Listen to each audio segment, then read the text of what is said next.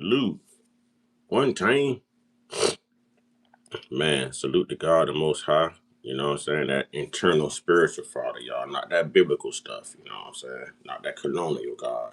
You know what I'm saying? We gonna give it up to the trolls. Only God and your mama can love you. You know, y'all have definitely helped build a platform and make this thing a success. So thank you. Take this earpiece out of my ear. So thank you. You know. And last but not least, you know, one time, yeah. I was supposed to do this last night, y'all. I was so tired, man. I had to sleep it off. I didn't want to see a camera. But we in here this morning. And we're gonna cover some things. And this isn't the original content that I was gonna basically be going over. It's just I saw this in the midst of doing more research after I already had, this live organized. And I was like, well, heck, I think I'm gonna set this subject aside and go with this because this hit home, y'all. You ever turn something on and your attention is just just to hear some sound. You just need it just so you can fall asleep, because I can't fall asleep with absolute silence, y'all. So I got to have something going.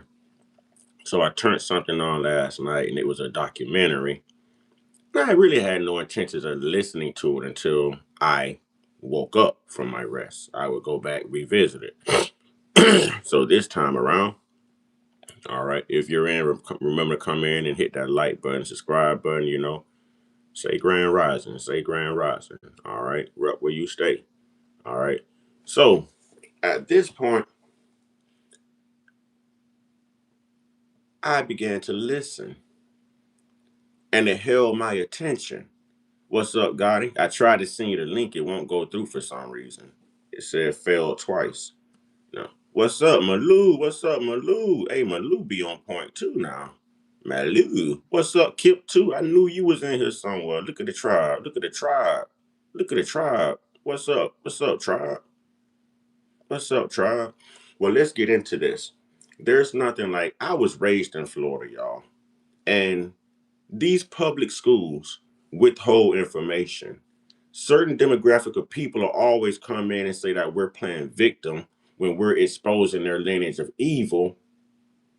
But damn, how do they hide their lineage of evil? You know what I'm saying? So we're basically addressing things that we're just finding out that even their public school systems didn't address. There is no way I should be. What's up, Sean? There is no way I was born and raised in Florida, y'all, and I had never heard of this, and it happened about maybe 2.5 hours away. You know what I mean? But they don't address this in the history books. Y'all watch this, and I'm telling you, I sent it to Gotti last night, and I sent it to Sister Dunmore. This is this right here is crazy, y'all. Y'all listen to this. This is called the Ocoee Massacre, a documentary film. The Ocoee Massacre. Ocoee is located a little bit, well, we're going to just call it Orlando, the Orlando area. Yeah, it was very disturbing, wasn't it, Gotti? We're going to call it the Orlando area, Kissimmee, you know what I'm saying? Apaka, things like that, that area. Um, I just never knew this. I just never ever knew this. This is the story of, I believe his name was July Perry. Am I right, Gotti? Was that his name, July Perry? Which is a wealthy black man with power back in like 1920. Y'all check this out. There are injustices in U.S. history never told in history books. Sometimes the bad actors and their loved ones would rather dismiss it as troubles of the past.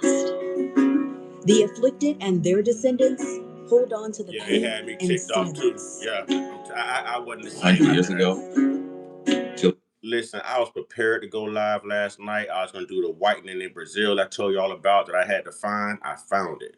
But this took precedence because this is right here at home. This is foundational, just like us. So I chose to actually bring this to light because I had never heard of this and I'm from Florida. And I'm really ticked off, man. You know what I'm saying? I'm really ticked off about this. Y'all listen to this whole story, and these are witness accounts. These are survivors of the victims. You know, these people had to travel to other parts of Florida and tell this story to other people. It was never documented until now, y'all. You know what I'm saying? Check this out. I'm gonna show y'all how those people move, man. The lineage of evil, man. Vampires, man. Not good white folks. You know what I'm saying? Those vampires, y'all. By Perry, he had the audacity to organize his community to vote in a presidential election.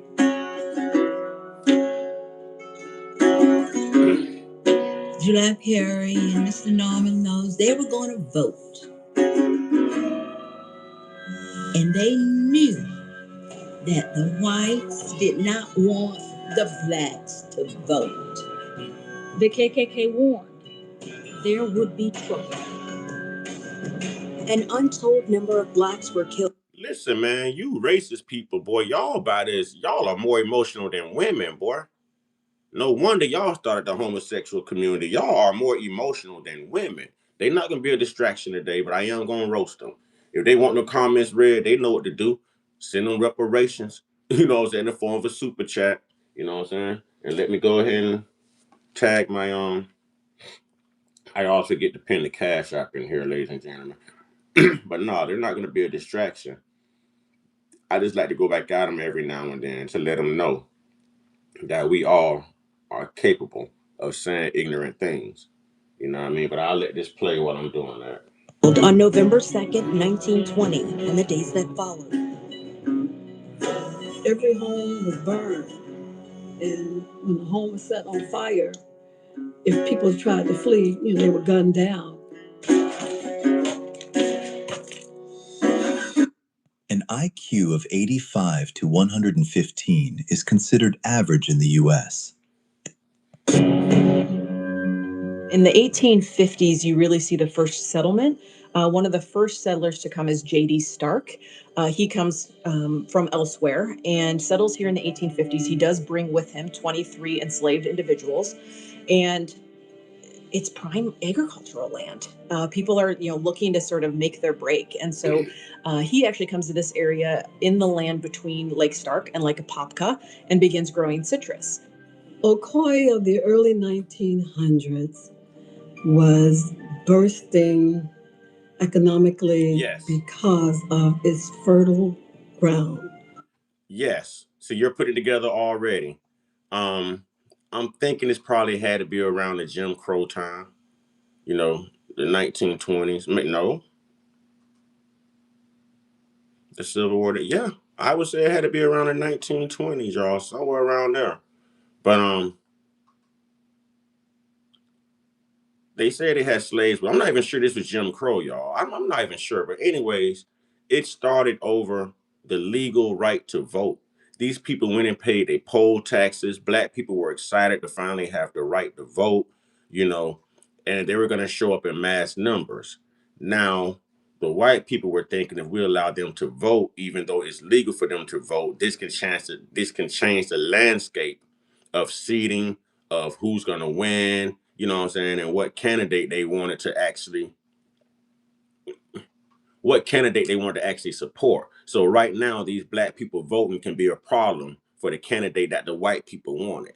Imagine black people how they vote Democrat, but the other people want Trump to win. So this can be a problem. And this was back when they were racist, y'all. Check this out.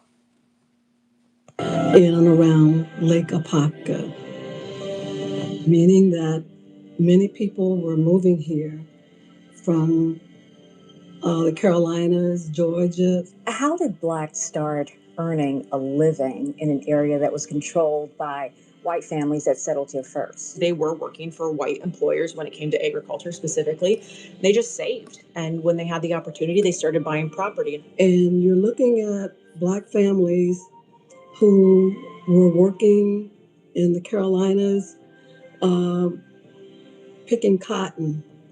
As I was told once by my grandmother, you can make more money picking citrus than you could picking cotton, wherein with cotton, you would probably make 40 cents on 100 pounds. So that's.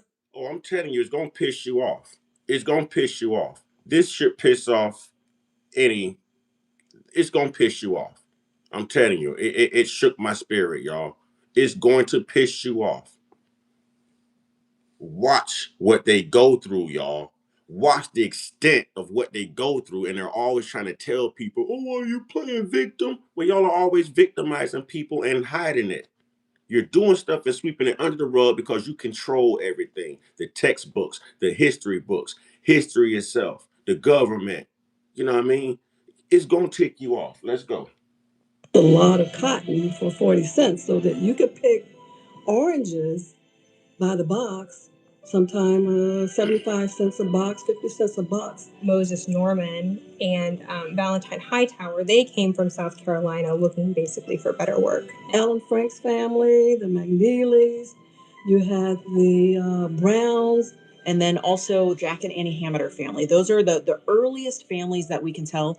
And who was July Perry? July Perry was a very powerful Black man. July Perry lived here and was a businessman, a prosperous individual who would contract laborers to come into West Orange County to harvest the citrus grove.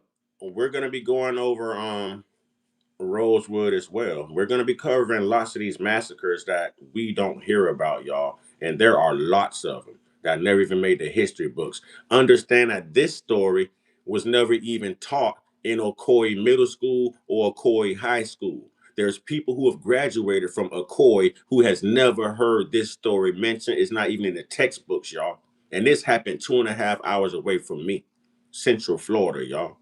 Central Florida, over by the Sanford area, Orlando, you know what I mean, Apaka, that area, Kissimmee, Orange County. Mose Norman was a friend and neighbor of July Perry's, who was also a labor broker. Mose Norman was a little bit more ostentatious about his wealth. He drove a very nice car. He made no apologies about being successful. All the ass, though, man. All the ass, though. Let's go.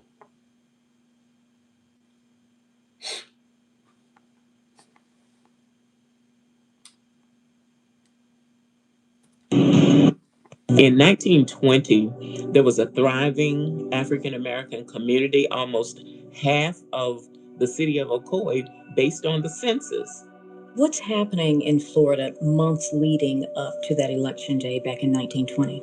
Leading up to that time, Black people were becoming equally or more successful than the whites. But I would say there's three factors that. And you notice this also happened. This also happened with Black Wall Street, y'all. This also happened with Black Wall Street. And Tulsa, Oklahoma was around this time. It was just happening in a different part of the country, in Oklahoma. We're talking about Florida right now. This is 1920. I believe Tulsa, Oklahoma was like 1921. You know what I mean? So this is around the same time to where Black people showed those racist vampires that we can survive without them. We can thrive and be successful without you, right? And the minute you show them that you can be successful and you don't need them, well, I told y'all earlier, they're emotional creatures. Here comes their jealousy. Here comes their envy, and they tap into their lineage of evil to destroy it every single time, y'all. We never heard about this, but here's another instance, y'all. Here's another instance. This is like so close to the fall of Black Wall Street, y'all. The timing, so close. They never changed their method of operation, y'all. This is their MO. Let's get it. They gonna learn today. They gonna get exposed today. Where did you go? Where did you go? Where did you go? Oh boy, y'all trying to hate. Bring it back. Bring it back. Where did you go? Almost half of the city of Ocoee based on the census. What's happening in Florida months leading up to that election day back in 1920? Leading up to that time, Black people were becoming equally or more successful than the whites. But I would say there's three factors that are really starting to add to this pot. It's like a big boiling cauldron. And what those are start with World War One. Of course, World War One, a lot of young Black men go to World War One. And part of the belief was that if we go and we fight for this country, we're proving we're invested. We are here, we're fighting like everybody else. If we come home, maybe there will be better equality. You Imagine doing all of this to fit in and to show the world's biggest group of illegal immigrants that, hey, we belong here, and to prove that we're going to go put it all on the line and we're going to go fight for this country too. We're going to go fight for this white supremacist nation as well, in hopes that y'all will see that we have an invested interest and y'all leave us alone, you know? But that wasn't even enough, y'all. That wasn't enough. It wasn't enough. at the Republicans uh, courting the Black vote. Black women during this time, they're the organizers. I mean, they are really starting to say, like, we deserve this. And when our men come home, it's about equality. So you've got all of these different things sort of happening in Florida. And what happens is you start to see a rise in white supremacy and Ku Klux Klan activity specifically throughout the state, trying to essentially quash the votership throughout the state. Who are the characters in or around Ocoee who are trying to rally and encourage Blacks to vote in November? The people who are most often cited are Judge John Chaney and W.R. O'Neill. They are Republican, and they are actively seeking. This happened November 2nd, 1920. After the massacre, do y'all know they kept having what they called a Founders Day? And it was by the same person who helped wipe these people out, stole their land, and sold it. A guy by the last name of something Sims. And all the Black people were like, hey, how are you going to do this? And the same guy that helped cause this and unalive all these people is going to have what they call a Founders Day. And it's for white people. You know, so, you know, the black folks will come through and shut it down. They try to rub it all in the Black people's face, y'all, like how they do these holidays now and the BS they do now. But those women, our women have always been our strength. They've always been organizers. Women are more political than what we give them credit for. And women are more vital to our movement than what we give them credit for. You know what I mean? They're the brains, we're the muscle. They're the brains, we're the muscle. Trying to help Black voters get registered, they receive a letter from the KKK stating you had better stop offering lectures to the Black community about exercising their legal right to vote, or else. July Perry and Mo. They wanted them to stop giving advice to Black people about their legal right to vote. Did y'all hear this? The legal right to vote. These people paid their poll taxes. July Perry told them, if you don't have the money to pay the poll tax, I'll pay it for you. Just make sure you show up to vote. Sort of like what P. Diddy was doing years ago. Voter DIE, remember? You know what I mean? He was the face of that movement. Travel back and forth to Orlando and coming up with, strategies to get people to vote. He had Black and white folks working for him 100 years ago. He had the audacity to organize his community to vote in a presidential election. It could change the dynamics of politics, and many Blacks would be loyal to the Republican Party because of Abraham Lincoln freeing the slaves. First truths. We told y'all about the Democratic plantation, and I told y'all Black people originally belonged to Republican Party. I told y'all this thing would switch. This thing would switch. If we got to free them and give them the right to vote, we might as well have them voting Democrat for the next 300 years, remember? Here's a testament of how we stuck close to the Republican Party because the Republican Party was deemed as the anti-slavery party, y'all. The anti-slavery party. The Democrats were known as the anti-Black party, y'all. Let's go. Slaves. Take us back to that day, November 2nd, 1920, and just tell us how that day started. Oh, excitement, especially for those who had paid their poll taxes. It's the big day. We're going to finally be able to vote. Here's why your prostate problems keep coming back. All these ads, man. All these ads.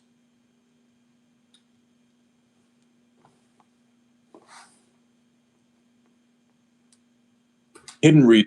They had a system set up where there would be a screen in downtown Orlando. That screen was used to update people about the election results.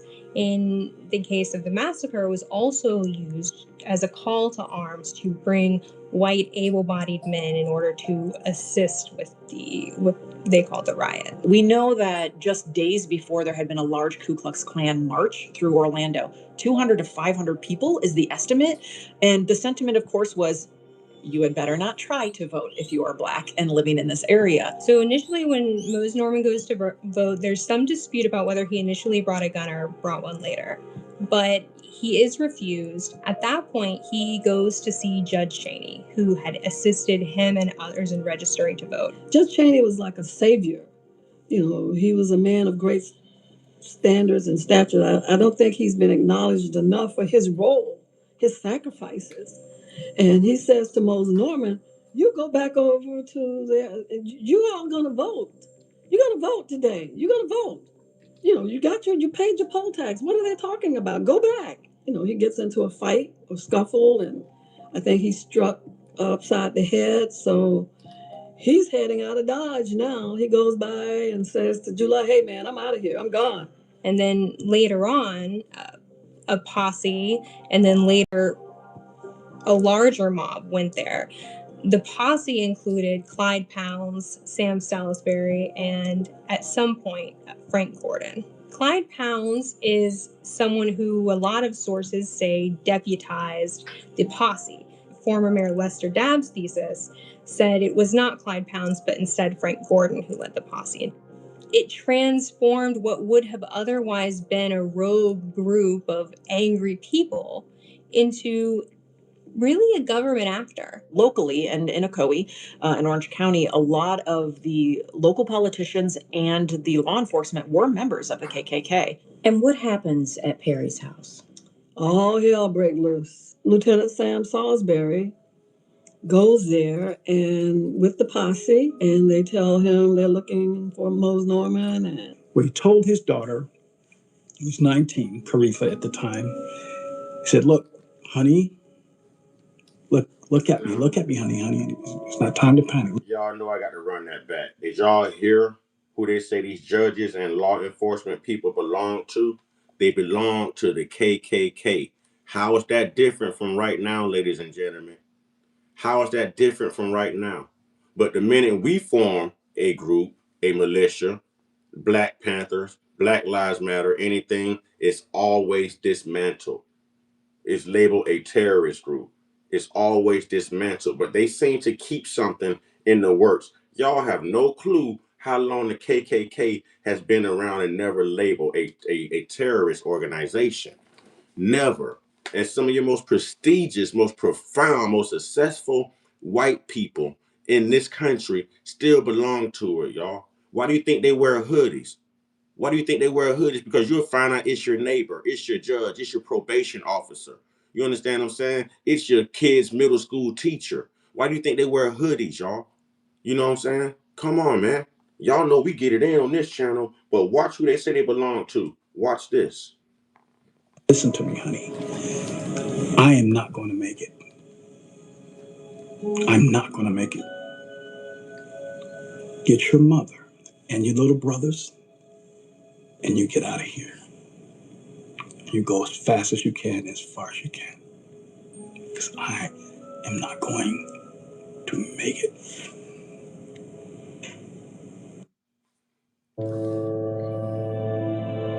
A few men of the city of Ocoee came to my great-grandfather's and my grandmother's home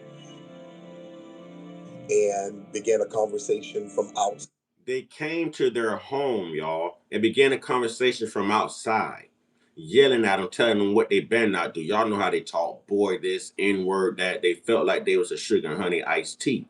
But I'm going to tell you in advance that these brothers knew they was coming. These brothers was ready. Don't think they didn't find any clear bodies in his backyard. They found 2 clear bodies. These brothers took care of business the way we all need to learn how to take care of business if it comes down to it, out of self-defense. Out of self-defense. Let me say that again. Out of self-defense. Side. In that conversation, he pretty much was telling them, I don't know what you're talking about, and no one's in here but me and my family, and I'm not coming out there. That was a terrible day, my dad said. Well, the news had gotten around that July Perry and Mr. Norman Mose, they were going to vote. And they knew that the whites did not want the blacks to vote. My granddad, and I imagine maybe some of the others, had made a plan. And they knew that if he could get his children and them to Plymouth, they would be safe and welcome. I remember her telling me that the people came in and they were surrounding the house and how they had to lay low as they started shooting. So she just wanted me to know your grandmother was in this situation and that she was shot. Caritha is injured. She later shows, I believe it's in an Orlando Sentinel article. Come on, man. I'm getting angry all over again, y'all. I'm getting angry all over again, y'all. And it was that part right there that got me angry last night, man. I'm getting angry all over again, y'all. I'm getting angry all over again, man. Y'all better understand I have the spirit of the ancestors upon me, and y'all have the spirit of the ancestors upon you. You should be able to feel this, y'all. You should be able to feel this right here, man. I told you how my grandma was taken from me, y'all. I got to step away for a minute, boy. I got to step away. Oh my God, bro. Oh my God, man. What's gonna take everything in me to get through this right here? Oh my God, bro. Oh my God, bro. They always talk about people playing victim and this and that. Man, they don't understand, boy. The lives they done shattered, the family members we done lost, the this brutal mentality that they have, this savage mind state, man. God damn, to be so evil, man. Give me strength, ancestors. Give me strength, Grandma. I love you. I love you, Grandma. Empower me. Empower me, Grandma. The bullet where the bullet wound had been in her arm.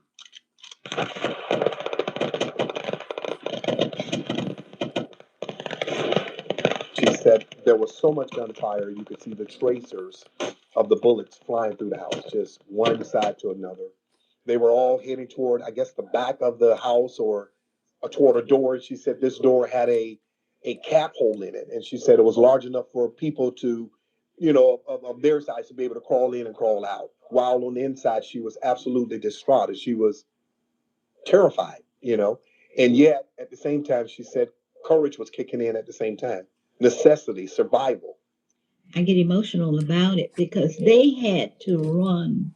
And my dad, one of the brothers, was a paraplegic. So my dad had to carry him on his back. Amen. One of the guys was a paraplegic. Her father, in a time of war and survival, in the most grim times, picked this brother up and carried this brother, man. I envision things when I hear it and when I read it. And just envisioning this right here, man. Those words. Damn, man. But our people done been through it, man, and we still going through it, man. We still going through it. We still going through it, man. And these people don't understand, like, how they messed up so many lives and distorted history, man. Idea. They had to go into the swampy area out around Lake Apopka. So I'm assuming it must have been dusk or evening or toward night. And she said a beam of light from the moon shined on this field. She knew that it was a sign from God.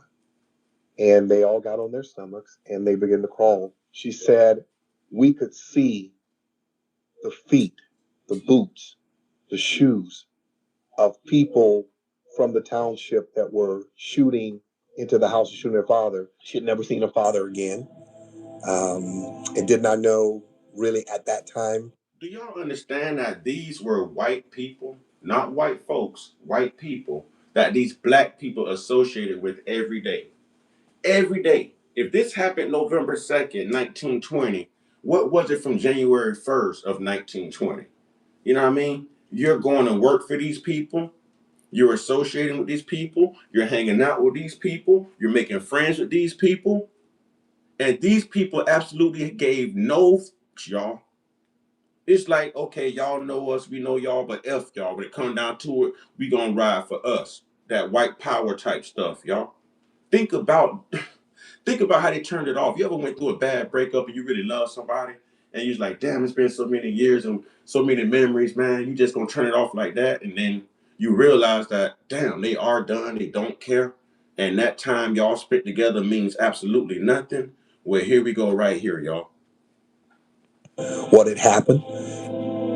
He manages to escape in the crossfire and hide in a sugarcane patch outside of his home with his arm blown away, and at some point his leg became broken as well. He's either transported to the jail or he is taken directly to be dragged behind a truck. And just like they did with Dick Rawlins, with the lie that Sarah Page told during Black Wall Street, how they stormed the jail and they took the victim captive and they took him out. Watch this, y'all. Same method of operation, y'all. Same method of operation. Watch this. To Orlando. Whenever he is taken to Orlando, he's taken outside the home of Judge Cheney, which later became a country club. He is hanged outside of there, and his body is riddled with bullets. He was lynched, not because he was doing anything wrong, because he was doing everything right. Not only for himself. You were lynched because you could legally vote and you intended to vote. You rallied black people to vote. You were a wealthy, successful black man in this white city, in this white town. You paid your poll taxes. You did everything right. And you were lynched and unalived because of it.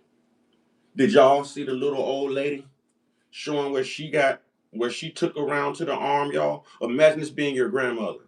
Imagine this being your elder aunt. Imagine this being the sister of your grandmother.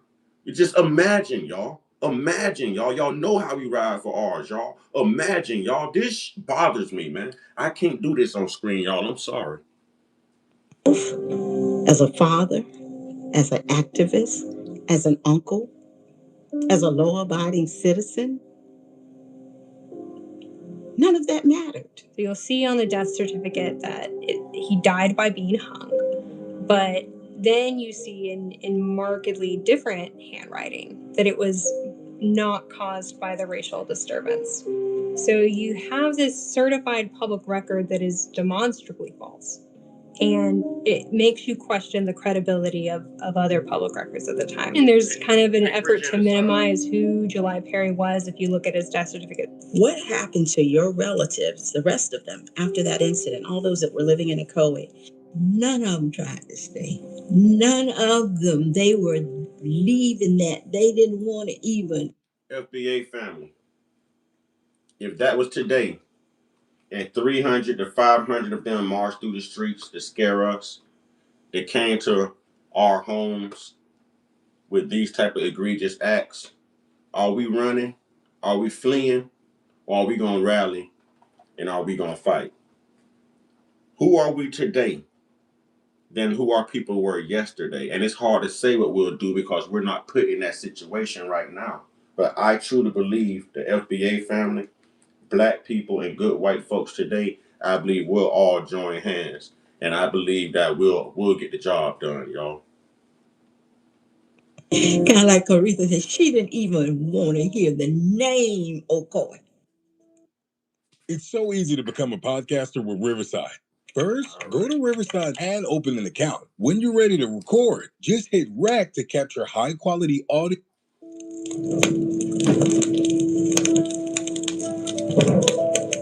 And those who did not run out of Ocoee and remained in their homes were cremated in the homes because the homes were set afire.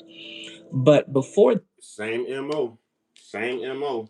Cremated in their homes because the homes were set ablaze. We saw this again, y'all. How many times? Breaking your glass, reaching in with a tiki torch, and some khakis they bought from Target or they probably borrowed from Jesus. You know what I'm saying? And now they're burning your curtains, they're burning you down. And as you run out the house because everything is inflamed, now they're picking you off with their Obamas, y'all. Come on, man. Come on, man. Come on. When have y'all heard about us doing this type of crap to people, man? We might do it to each other in the hood, but when have you heard of us going out of our way, y'all, to do this to other people? We don't move like that. We don't come from that. Every white nation right now is fighting each other. They are at war. This is what these people do. This is the drama they bring, y'all. This is what they have to offer the world, y'all. Chaos and hatred. Hatred, all because of the color of your skin. You had no choice. It's not like their God asked you what color you want to be before he put you in your mother's womb. No one got to choose their color, culture, religion, you know what I'm saying? Your language, no nothing. No nothing. You just had to work with what they gave you. We all had to work with what God gave us. That's it. So imagine this hatred running this deep and this thorough to where you don't even respect the elderly, but yet you have elderly people in your family too. But you can look past the eldership and the elderhood because these people are simply black. So it means nothing. It means absolutely nothing. I told y'all how I lost my grandmother. If y'all don't think this is hard for me right now, and I'm trying this for y'all because I chose to educate. I could have skipped this story, y'all. I could have skipped this, but it's bothering the hell out of me right now.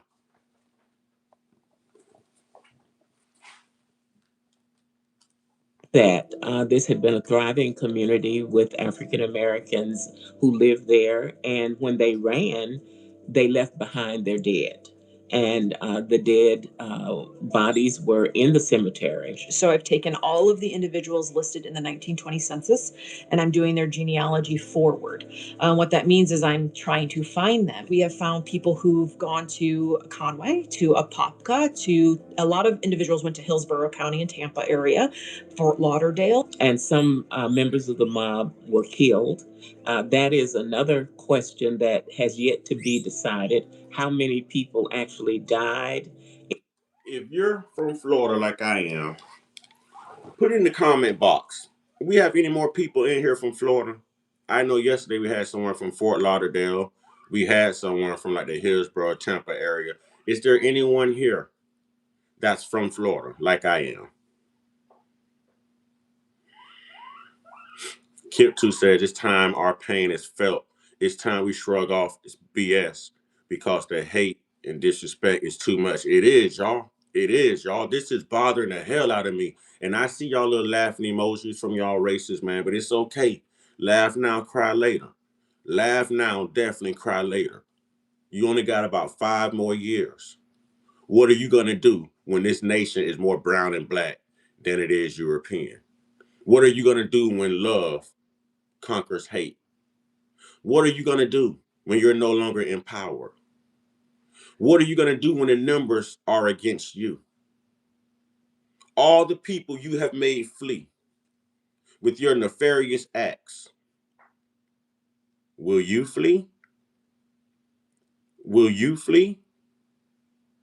You've only got about 5 more years. Understand their birth rates are decreasing everywhere, y'all. 49.1%. They are less than 50%, y'all.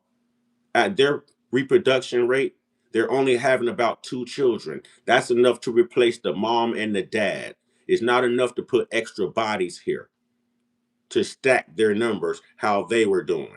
And they did this even during slavery. We ain't gotten to the breeding of slaves yet. We'll get into that when I actually touch on the whole whitening of Brazil. And I plan on doing that today. We're going to get deep on this. They say it's Black History Month. We say it's foundational Black American History Month. So we're going to get into this history, y'all. But the reason I'm asking if there's anyone from Florida is because, did y'all hear about this? You know what I'm saying? Straight up. Did y'all hear about this?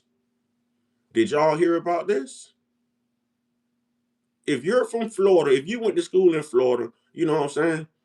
Did y'all hear about this? But I'm trying to hold it together right now. Y'all have no clue. Yes, my voice is shaky. You know what I'm saying? But I got the spirit of the ancestors upon me. I lost somebody valuable to me, y'all. Behind this type of book, give me strength, ancestors. Give me strength. Give me strength. Give me strength. Because right up in here talk about what have you went through. We lost ancestors. We lost ancestors to y'all devilish acts and y'all devilish ways. We lost family members, man.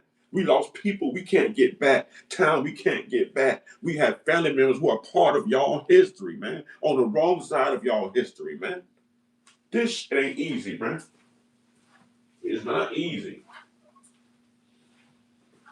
Oh, boy. Oh, man. Whew, y'all forgive me, man. Y'all forgive me. Y'all forgive me. I'm trying. We gonna get through this. I'm trying, y'all. I'm trying. Rest in peace, Grandma Doris. Doris Wright. Rest in peace, in the Grandma. Ocoee Massacre. And depending on who you talk with, the number ranges from 3 to 60. So the initial investigation would have been Walter White's investigation. He was a white passing NAACP secretary. So he went in and was able to blend in with the community and really get the white community to tell him what probably really happened. They were really proud of what happened. They were telling him about how they were taking home body parts as souvenirs. The NAACP then wrote to the Department of Justice. Taking home body parts as souvenirs, y'all. These fucking Neanderthals, y'all, were taking home body parts of these black victims as souvenirs, y'all. As souvenirs, y'all. Nobody said this was going to be easy. And trust me, it's not. Trust me, it's not. Thank you, Leslie. Y'all put Leslie in the comment box, man. I love my FBA brothers and sisters. We love you too. Y'all put Leslie in the. This shit is not easy, man. This is not easy, bro. Oh, how much would it take just for them to wake up and realize how much hurt and pain and suffering they've caused other people, man, with their behavior? Why can't they see it? They'll jump right in here and claim, oh, you're playing victim, racist grifter. Oh my God, man. What a cold heart, man. What a cold heart, man. No wonder the sun does not smile upon you, man.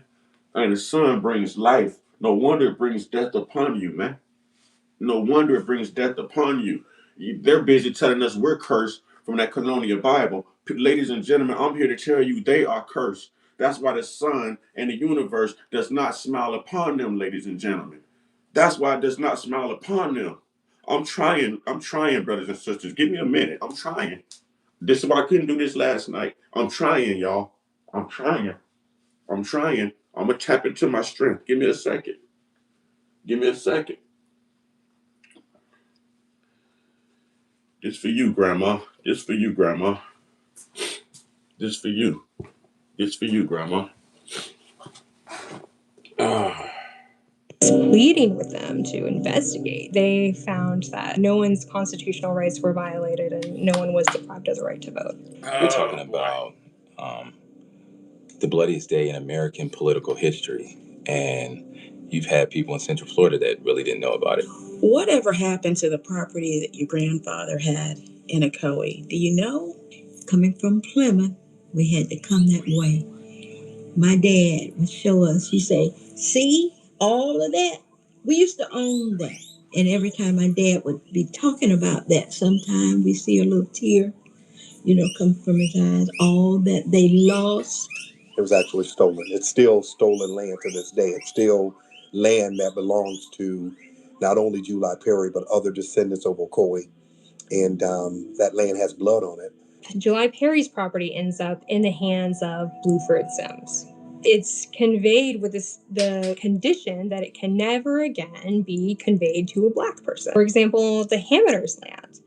It has a clause that's saying that it wasn't signed under threat of force. Were they ever compensated in any way for that property that they had to abandon?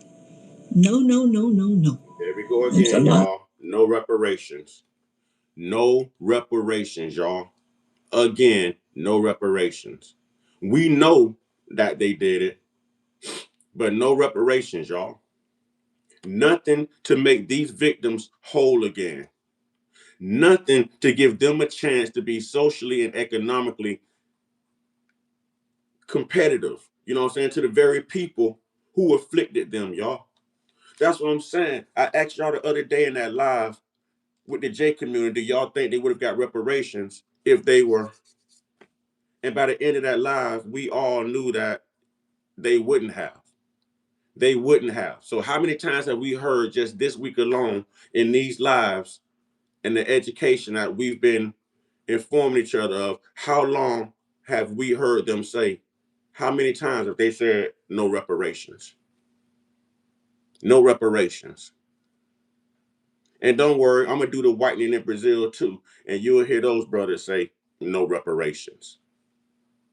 So this is systemic. When we say systemic racism, y'all, this is what we're talking about. When we say policies put into place to see us fall and to keep us oppressed, this is what we're talking about. Sean Williams said says they did the same thing in California. Kip 2 says God sounds, I can't get that. Who noticed that?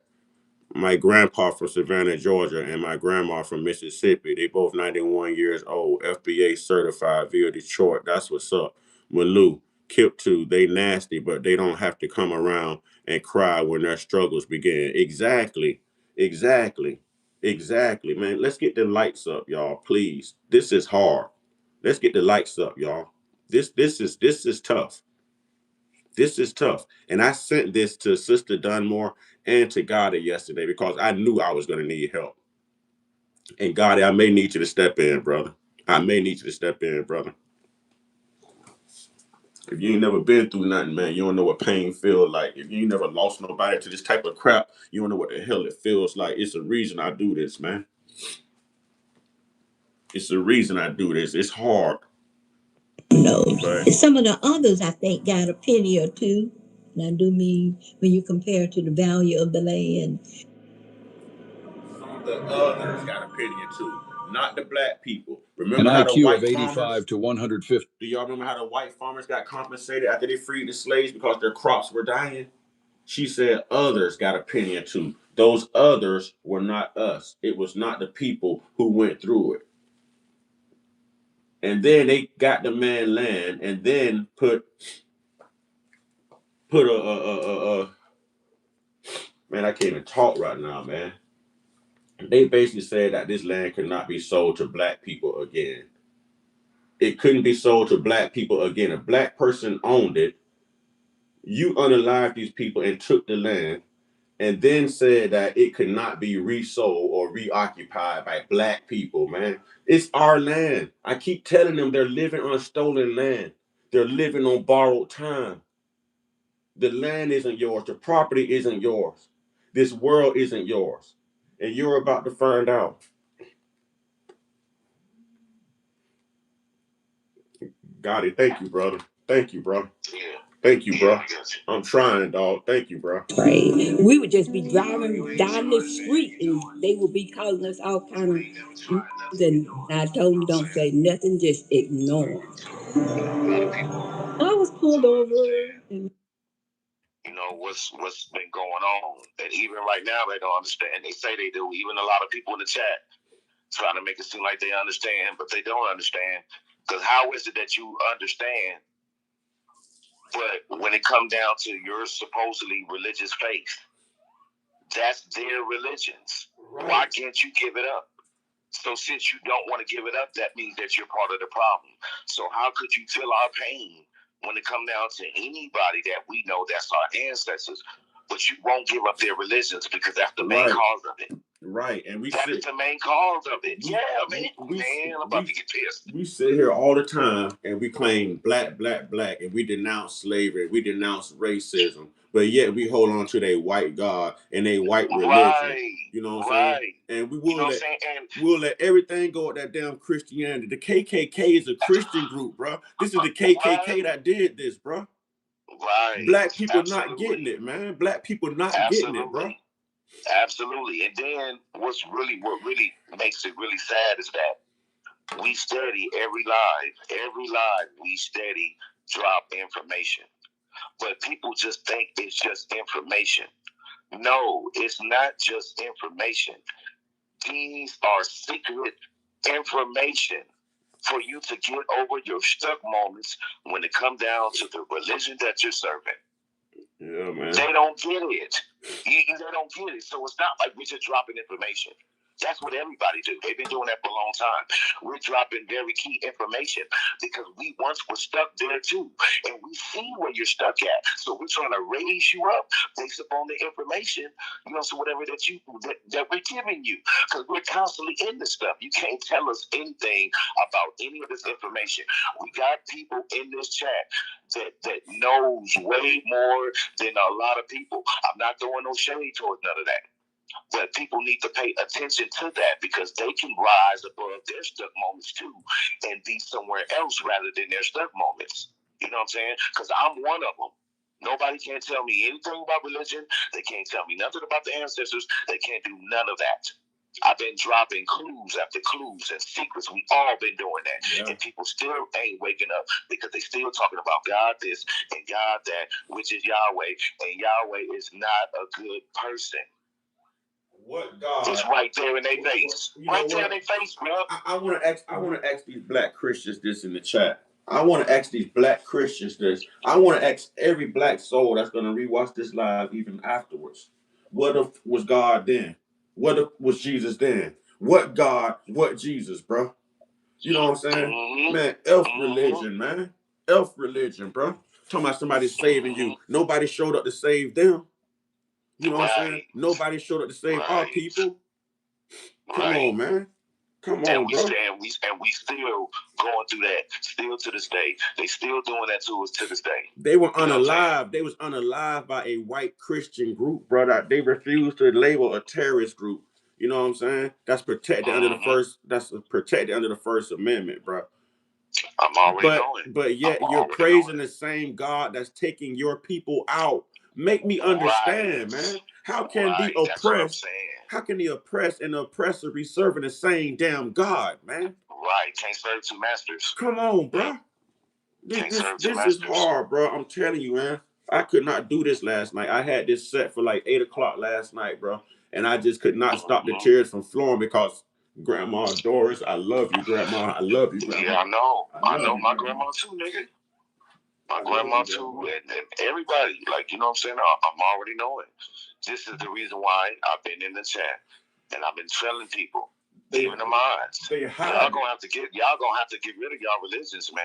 Y'all gonna have to get rid of y'all religions. Y'all gonna have to do the research and start taking out time in your lives to really find out the truth so you can take that space that's occupied in your brain and put it somewhere and throw it to the ground and put something else that's gonna occupy that space or whatever the case may be and then go on with your life.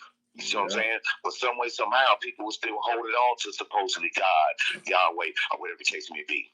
And we dropping information based upon what's going on. It even tells people in that Bible what they've been doing, sacrifices, all this and that. You want to still continue to deal with this person when we was already here? You know what I'm saying? And our ancestors was already here. I mean, this goes from Kemet all around the world. We was already here. We was the gods that they was worshiping us. So how did it get changed? So now we're worshiping the God when we was the gods that was worshipped. And we're helping their white supremacy every time we send a prayer or a praise to that white MF, bro. Every time you send a prayer or a praise or a bended knee or you quote a damn verse, you are you are pushing and sponsoring white supremacy. You are oppressing your own people as well as yourself. Thank you. These are Yes, spells, absolutely. ladies and gentlemen. If these people believed in the same God, the same Jesus, the same Savior, Yeah. they would have a conviction not to do the things that they're doing. You know That's what I'm saying? right. They would Absolutely. have a conviction. You know what I'm saying? Real talk. Absolutely. Let's get back in. Absolutely. Let's get back into this real quick. I just have to walk away, man, cause I see this in my head, bro. I'm remembering that phone call coming home from school as a little kid after seeing my grandma the day before. You know what I'm saying? For the first time ever. And I eavesdropped, y'all. It was them old phones, them old rotary phones. You know what I'm saying? Where you could push the receiver down and pick the phone up real quiet and listen. Yeah, I know it's when you're talking about. Right. We got one of them. We got one of them up in here right now, but we got it stored. We got a lot of old school stuff that we've been saving that, you know what I'm saying, you don't see on the market. So I got you. Yep, I know what you're talking about. So at one point, bro, it was about maybe 3:30. You know what I'm saying? I got that call. My mama got that call that day when I came in from school. So she was like, you're not going to school tomorrow. Cool. Bruh, we drive down to Sarasota. It used to be an IHOPs there right off of North Washington. And we met right there. I met my grandma, I met my dad, I met everybody. She gave me a $10 bill, wrote "I love you" on it. She told my dad to spin me around. She was Islander, you know what I'm saying, Caribbean and black. So, she didn't speak a lot, you know what I'm saying? Her words mattered when she did speak, you know what I mean? She didn't speak a lot. She was 48 years old, beautiful, light skin, red bone, like beautiful, bro. And the next day I get home, from school, I'm excited. The phone ring again. I'm thinking that's my daddy again. So I eavesdrop just to hear my daddy crying, bro. This big old man in the army, 6'4", 200+ pounds, crying like a baby, bro. Cause his mama just was taken from him right in front of his face. The minute they got back to Lauderdale, bro. You know what I'm saying? My father is buried in Lauderhill right now in the Veteran Cemetery. You know what I'm saying? So I imagine that phone call and that reenactment, bro. You know what I'm saying? So I know how this feels, bro. I'm trying, bro. I'm trying, bro. I'm trying. This is bullshit. No, man, you gotta stop. You gotta stop saying you're trying. This is You gotta start saying that you're doing. It's bullshit. You're doing. It's bullshit. You're doing. It's bullshit, bro. You gotta say you're doing and stop saying you're trying. There's no such thing as trying. You're doing. You're right. You're right. I know what you're saying. You're doing. You know what I'm saying? To allow yourself to do. Allow yourself to endure. You're doing. You're not trying. You're doing. You're going through something. You're not staying stuck. You're not trying anything. You know what I'm saying? You're going through it, so it's not a problem. You're going to get through that. You know what I'm saying? It's not a problem. But for the meantime, express what you express. But just know that as you're expressing, you're moving through the expression. You see what I'm saying? You're moving through the expressions with an S. See what I'm saying? Knowing that you're not just going to stay stuck here. You know what I'm saying? But allow yourself to go through all of that, because this is what it's about. You know what I'm saying? To bring you to that point to really know who you really are. You know what I'm saying? And even to those that's in the chat too at the same time.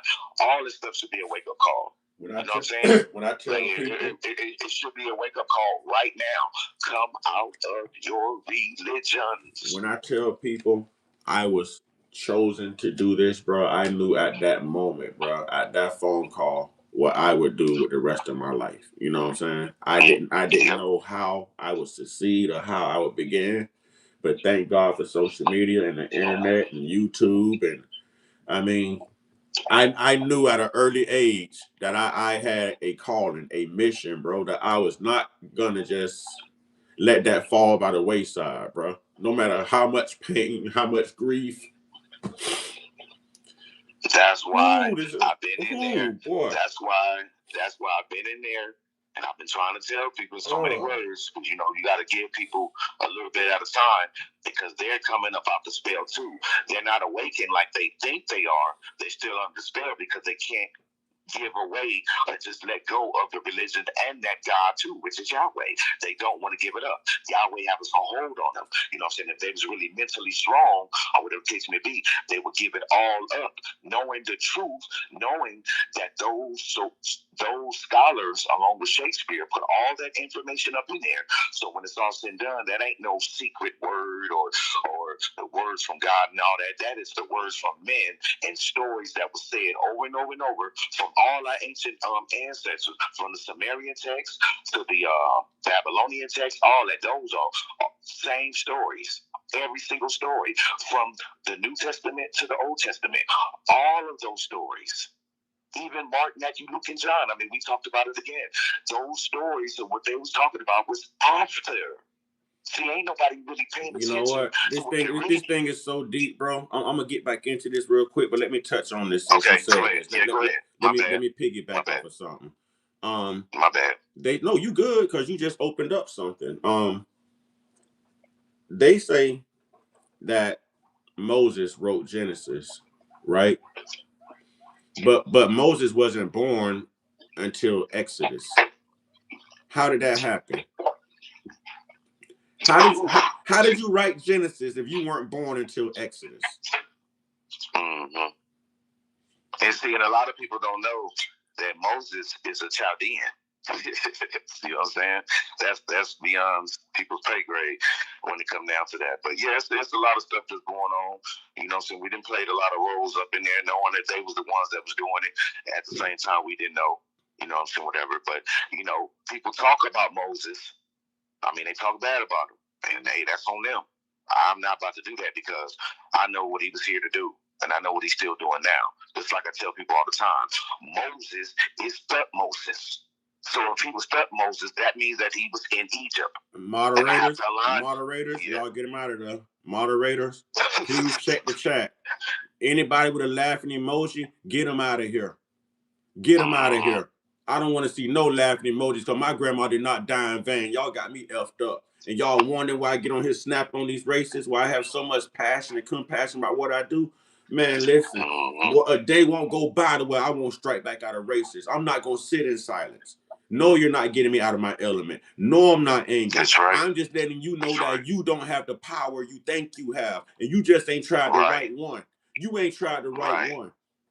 Right. I wear to my family every day. The thing about it is, they still thinking with that cave mentality. I gotta say it.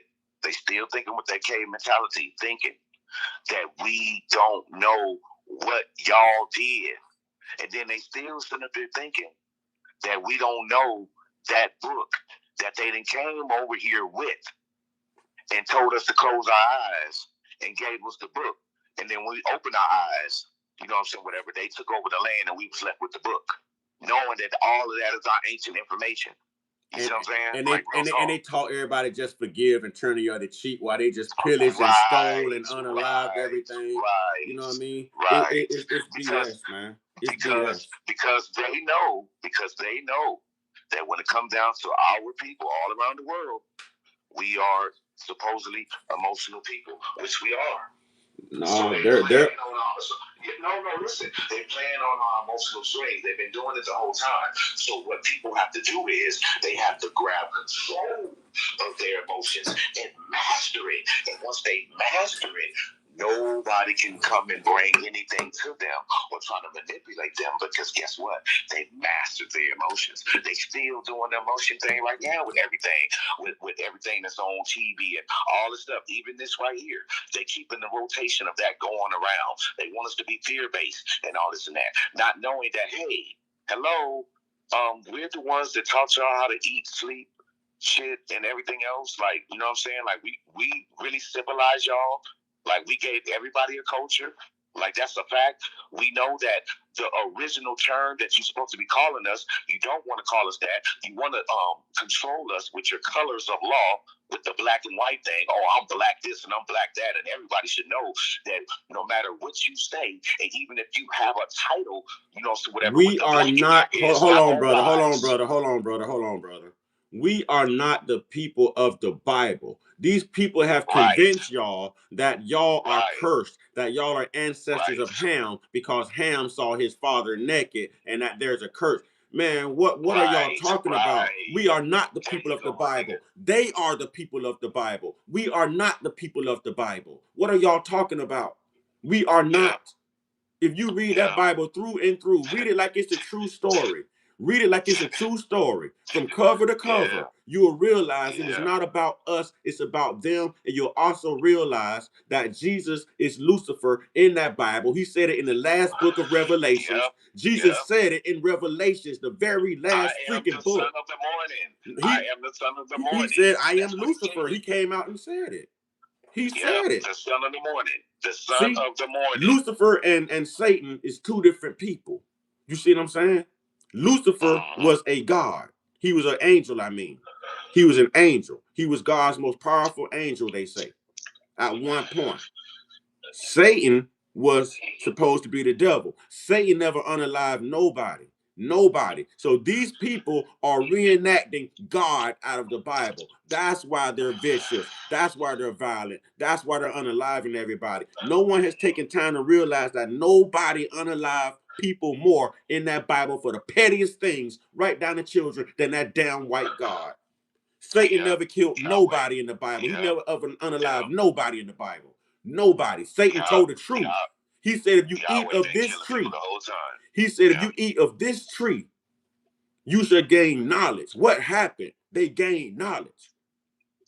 They gained knowledge. Satan didn't take out Job's children.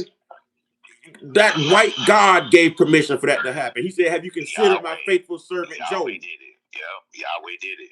Yahweh did it all. Yahweh was the one that opened up the waters, you know what I'm saying, whatever, for those class of people to move along. And they thought it was Moses. It wasn't even Moses. That was Yahweh the whole time. Yeah, let's get back into this. Let's get back into this real quick and we'll reconvene, brother. I just want to try to I want to attempt to get through this. I want to attempt to get through it.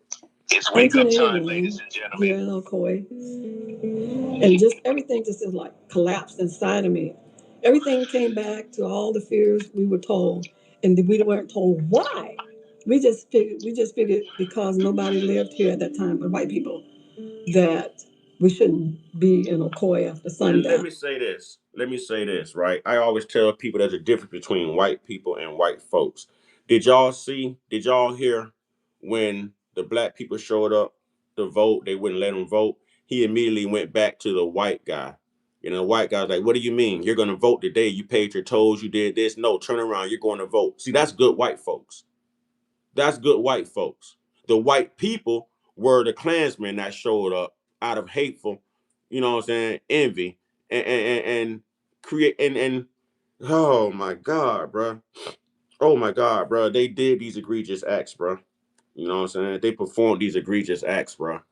This is a lot, man. But let's go. Never heard of this, bro. I lived in Florida all my life. Bottles were thrown in our windows while we slept. Beer bottles while we slept at night. And by the grace of God, we never woke up, because if we would have, we would have been scared to death. What did you know about the home or the home that you were going to buy or build in Ocoee at the time? Everybody was trying to talk me out of, you know what happened. I never even heard what happened. I didn't start hearing about it till a little later in life. I mean, I did hear that there was hangings, but I didn't know the reason for the hangings. Were you one of the only black students at school besides your siblings? There was probably three more families. Listen, moderators, mod squad. Y'all got tools for a reason. Don't beg nobody for no respect. Demand your damn respect. Get them out of here. That's why you have tools. Don't ask nobody to respect. Demand your respect. That is the problem. That is the problem. We're not asking no more. We're taking it. We're demanding. We're not asking sugar, honey, iced tea. Nothing.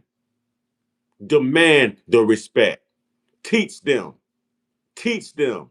Raise your children in the direction you want them to go. These are our children because evidently nobody raised them. Teach them. Teach them. Families that moved like over the course of me being from first grade to sixth grade. I also had one of my teachers tell me that, we were the first black students that he ever had. And, he said he learned a lot from us. But they didn't send their kids to school. They took them to a Parker school. I just left a Parker this week twice. Because we already knew it was dangerous. The street that I grew up on, it was amazing. Twice this week. During that time, we had 3 different cultures of Spanish. We had 2 families from Guyana, So it was just mainly the people that, lived in Ocoee and grew up in Ocoee, that was from Ocoee, that, had a lot of racist, attitudes or whatever. So once they got to know us and know that, okay, we're not bad people, our life began to change for the better. So I felt like we paved the way to make a change in Ocoee so that Black people would be more accepted. 1994, actually, we started looking for another place to live. So I'm excited. And I run home. And I say, honey, guess what? I found our house. It's in Ocoee. And she looked at me without batting an eyelash and said, no, we're not. Do not pay your next car insurance bill. Repeat, do not pay your bill yet. So I found this. I can't complain about the ads no more because the ads are important. That's how people make their money. And I was like, maybe you didn't hear me. Same house, $50,000 less. Why not? My grandfather would always alert me about Ocoee. You can't go anywhere near Ocoee. You can't drive by. You certainly can't be there after dark. You just can't go to Ocoee. I really didn't know the reason why until later, but I knew that he told me that Black people were not allowed there. So he really put the fear of God in me. You could be hung, you could be killed. We moved to Ocoee in 1997. The parents and the families, we just tried to figure out how to exist and how to live. We lived in Ocoee, but we didn't necessarily shop in Ocoee or go to schools in Ocoee. So then once you bought the home, once you were living here, did that change? Did you get any additional reaction from people? And I mentioned to a couple of friends that I went in Walmart and they were staring. And she said, yeah, you live in Ocoee. And I said, yeah, I live in Ocoee. And she said, that's why they're staring, because you're in Ocoee and you're Black. And I thought, no, that's not why they're staring. And so I really brushed that off. And then the next thing was our neighbors moved. I just thought, wow, this is like a little mini paradise. And then about a week after I got here. All right, God, I'm going to pause it. You want to go ahead and speak, brother?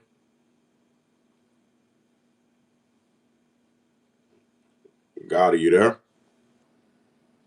Guinea pig. This is Rodney. Yeah, I'm here. Yeah, you want to go ahead and speak, brother? Yeah,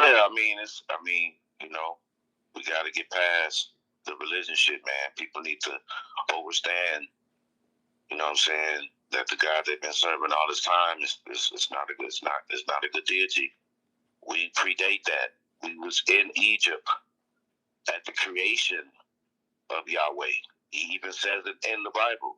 I come from the land of Egypt. A lot of people are missing that, but they claim that they know the book. But how you know the book? We don't know that. How you know the book? You don't know who Melchizedek is. How? You know what I'm saying? I don't think people are really paying attention to what's going on. You know what I'm saying? There's a lot of us that's dropping some real key information to get all of us out of these stuck moments. But it's going to have to take the people, too, to go ahead and do the necessary research after that so they can raise themselves out of their stuck moments. You see what I'm saying? Because other than that, they still, coming with the religion stuff. And to be honest, at this point, we should be past that. I know I decoded that book. Listen, bro. I'm gonna go ahead and say it, and I've said this many a times. We are not religious people. They are. We are spiritual people. That's why they put in their religious doctrine not to practice sorcery, black magic, voodoo, and all this other stuff. Witchcraft. That's all the stuff we do. That's what we're known for. Not just in Africa, Black people all the way around the world, from West Africa to Haiti to here, the indigenous people, even in Brazil, they practice magic, y'all. They practice magic. They were herbalists. They practiced this stuff. You know what I'm saying? We practice voodoo and hoodoo. We've gotten away from our spirituality, our culture, and adopted their Eurocentric way of life, and no one is getting this. Absolutely. No one is understanding what we did spiritually. Put fear in their damn hearts. That's why they wrote it in their fake ass doctrine, y'all.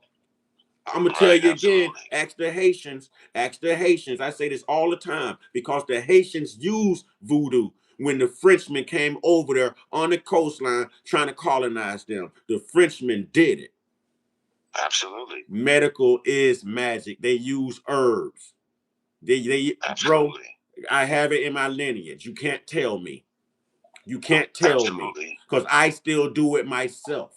I just do spells of protect. Absolutely. I do separation spells and I do protection spells. Separation Absolutely. and protection. So if I want you far away from me, I know exactly how to do it. If I want to be Right. protected, I know exactly how to do it. Don't sit here and tell me, Right. homie. Don't tell me, homie. Right. Don't Right. tell me. Whatever I want to do to you, I can do it. I know how to No put matter stuff. where I'm at. I know what to put in front of my front door outside to make sure that no one with a bad spirit or evil spirit can even walk through my door, bro. And I've seen it work. Absolutely. I'm burning sage Absolutely. right now as we speak. I wake up every day burning sage. You know what I'm saying? Absolutely. I wake up every day burning sage. They didn't And create that. the only reason why we saying this information is because, like I say, we have a lot of people in the chat, you know what I'm saying, or whatever. We're trying to, low key wake people up when it comes down to it. Because if you don't get rid of the stuff that Mr. Uncut said that y'all keeping up with, you're part of the problem. You have to give up Sage is all of that cleansing. stuff. When you burn, Yes. when you burn sage, it's a cleansing. Yes. It's a spiritual You know, cleansing. yep, you're clearing out your area Y'all need to of what you're learn. in. Y'all need to Yep. learn. I do this on a daily basis. I do this on. I Yep. don't care what they say. I don't care what Been they doing it for say. Do years. I practice witchcraft? Do I study witchcraft? Yep. I'm gonna stay within my culture. Yep, I do. Damn religion. Yep. Yes, I do. Mm-hmm. That's why I don't have to fight no one physically because I know how to get you in the spirit. That's right, I have a baby. spiritual guide. I can call upon my ancestors. Astral projection is real, ladies and gentlemen. That's right. Astral projection is real. That's right. We don't need Yahweh. Never did. We predate Yahweh. We was here before him, before they intervened and slipped them in. Because that's what they did. You know what I'm saying? The people have to come from under that whole thing because that's not a good character. It did you to be under. You know what I'm saying? What's the whole purpose? We can go to Egypt, supposedly Kemet right now. Our ancient ancestors are sitting on thrones and everything. I advise everyone to get to Kemet while they can before they tear down that sacred land, before we're no longer allowed to visit. We can really see, you know what I'm saying, a culture. I'm not going to say that's our culture, but we get to see a black culture. You understand what I'm saying? We have our own culture here, but we've adopted a European culture. You know what I mean? Everybody's not from Africa. Everyone's not from Africa. And Brazil got a majority of those slaves that left Africa, y'all. I'm going to do this live later on today.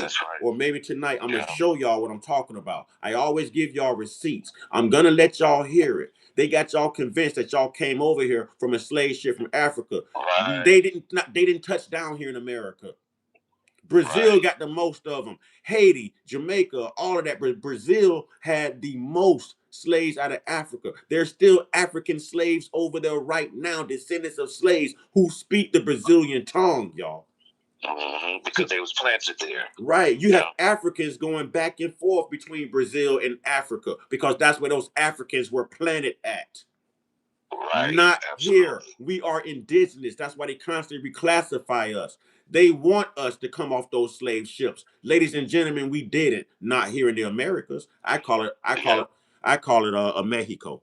You know what I'm saying? I call it a Mexico now. It ain't America no more. It's a Mexico.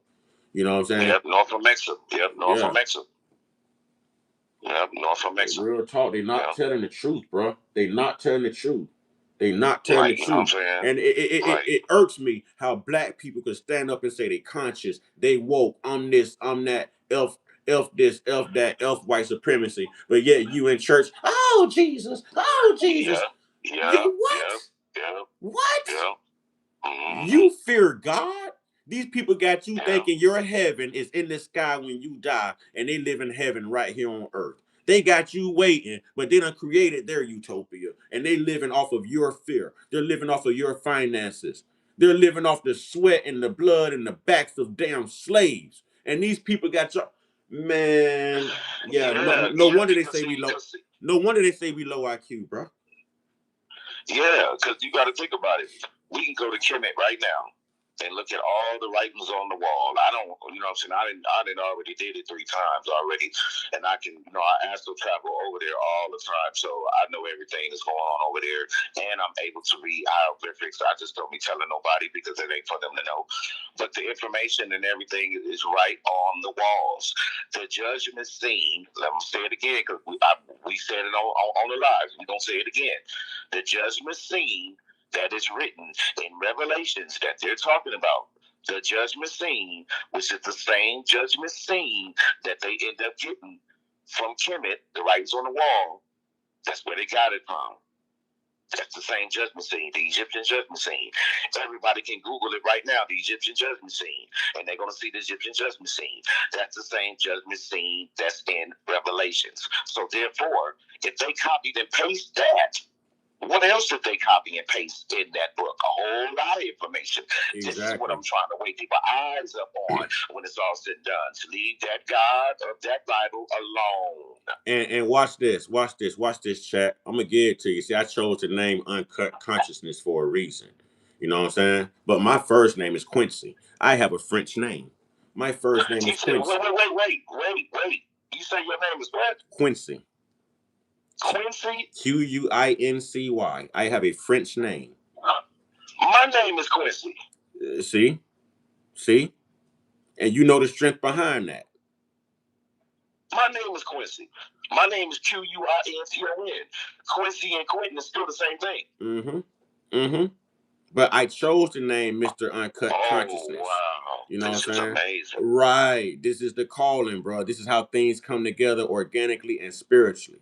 You see what I'm saying? Whoa. I'm not afraid to let people know who I am because I am who I am. But I chose my name, you know what I'm saying, for a reason. Because I'm uncut with this. And I'm finna do it again, y'all. They fear our son.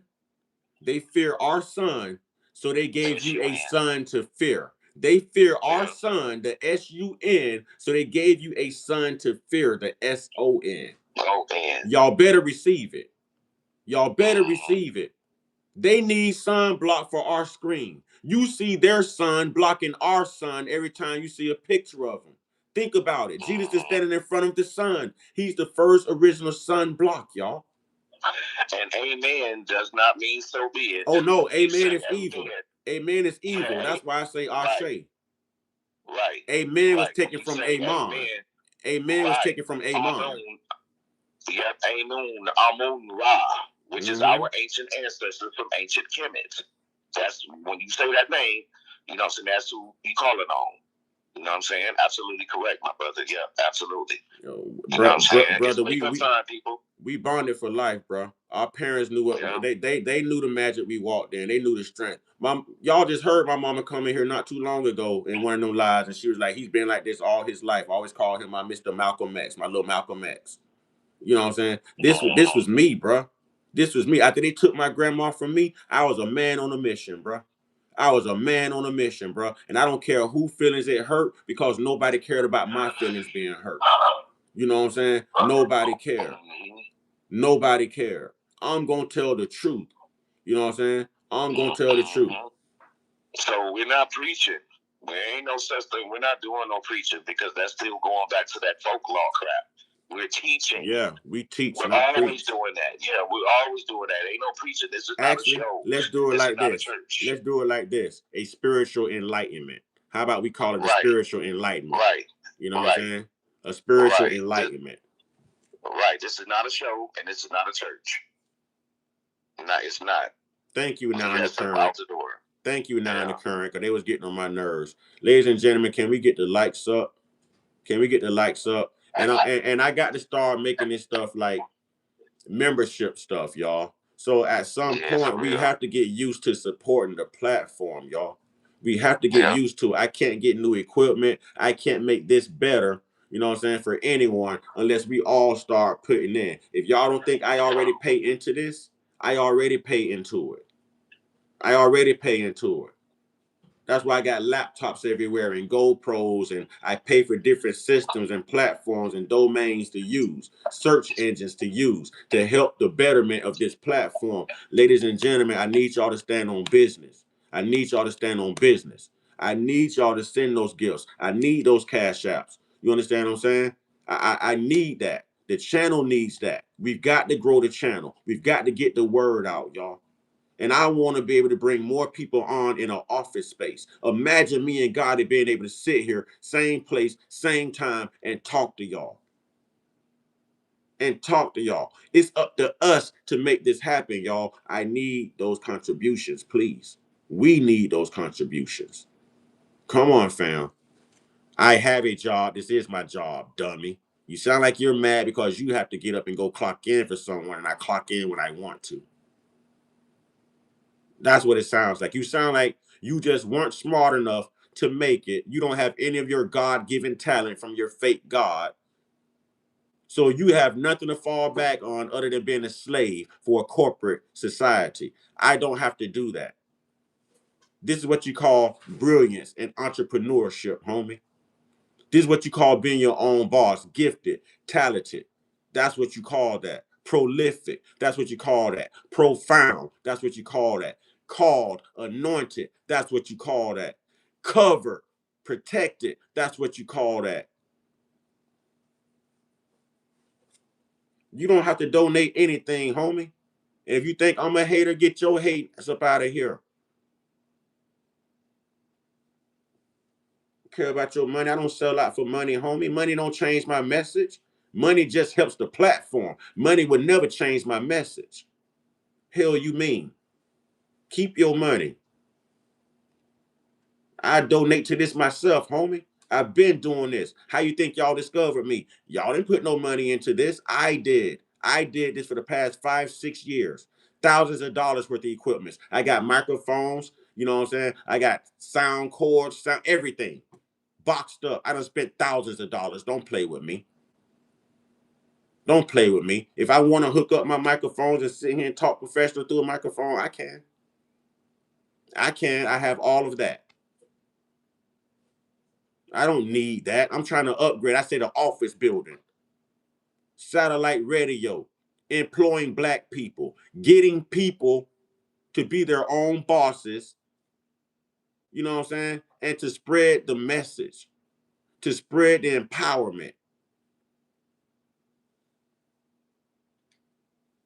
I heard JoJo on the radio say, that reminds me of the massacre in Ocoee.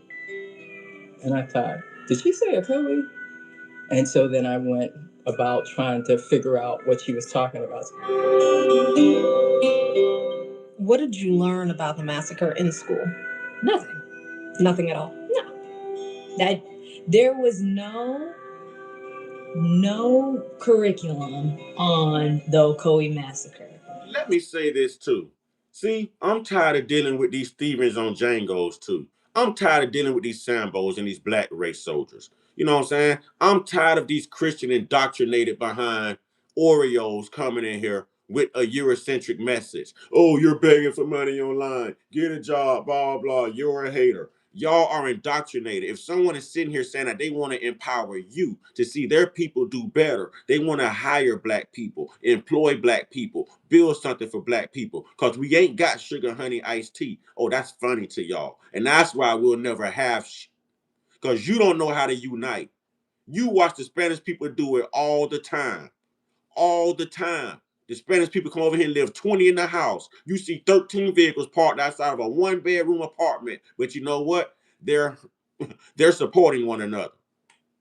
They're supporting one another. Wonder why they drive those big, nice trucks and everybody got good jobs. When Spanish people get other Spanish people over here, they put them on. They give them jobs. They give them places to stay. We need to learn it. We need to learn it. Y'all sit here and y'all laugh at the very things that will help us. That will help us as a culture, as a people. And these are the things that we've never done with stick together. But the divide is there. The divide is there. Oh, if I'm walking around here with J's on and jewelry, somebody in the hood want to rob me. They want me to be, they come up, they payday because you too lazy to work. You'll target me then. But when I say let's spread the wealth, share the wealth, build the wealth, then I'm lame. It's a problem. I'm a grifter. Black people, black people, black people. Let the Django mentality go. Let the Stephen on Django mentality go. Let the training day mentality go. Real talk. Nothing angers me most than a black man passing on a racist white man's message. And you probably land up with a white woman right now. I love all women. I love all women. You know what I'm saying? But that type of message right there reminds me of like a RB. What's his name? RG. What's the football player name that used to play for Washington? RG3. Is that what they called him? Yeah, Rob Griffin III. Robert Griffin is RG3. You know what I'm saying? This is what it reminds me of how people pass on that message. And it's not right. Just because you're laying beside a white person don't mean you lose yourself. She chose you because you're black. They're captivated by your blackness. So get your black on. You don't have to sell out. They know our story. They know the truth. That same person you're laying beside was raised in a household where they once referred to us as N-words. There's people in her circle when she's not around you that's still using the N-word. But she's laying up under you at night telling you she loves you, and you coming in here preaching their message. Weak as hell. Weak as hell. Weak as hell. You are what you eat, and you eating that white woman, ain't you? And you talking white right now, sir. At Ocoee Middle or Ocoee High School. I was filling out my FAFSA for financial aid because I had applied for colleges, and I got to the question where it asks, "Are you a descendant of Rosewood?" I didn't know what that was, so I asked my mom, and that's how I saw the Ocoee Massacre from doing a internet search on Rosewood. See, everyone even knows about the Rosewood Massacre and everything. I'm right here in Florida. I knew about Rosewood, but I never knew about the Ocoee Massacre. Why did they hide this, bro? Ain't nobody ever heard of this. God, have you ever heard of this? Has anyone in the chat, can anyone say that they have heard of the Ocoee Massacre before now?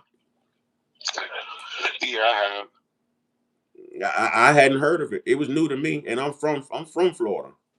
Bro, they don't teach this down here. We never heard this down here. I know all the catastrophes and everything that didn't happen to us all around the planet, even in the inside of the planet. I know all that shit. See, even Sean said he had never heard of it. We can all say that we've heard of. Bro, I do some extensive studying, and I did not even hear about this until yesterday. Tyrone Chambers said he knew about it.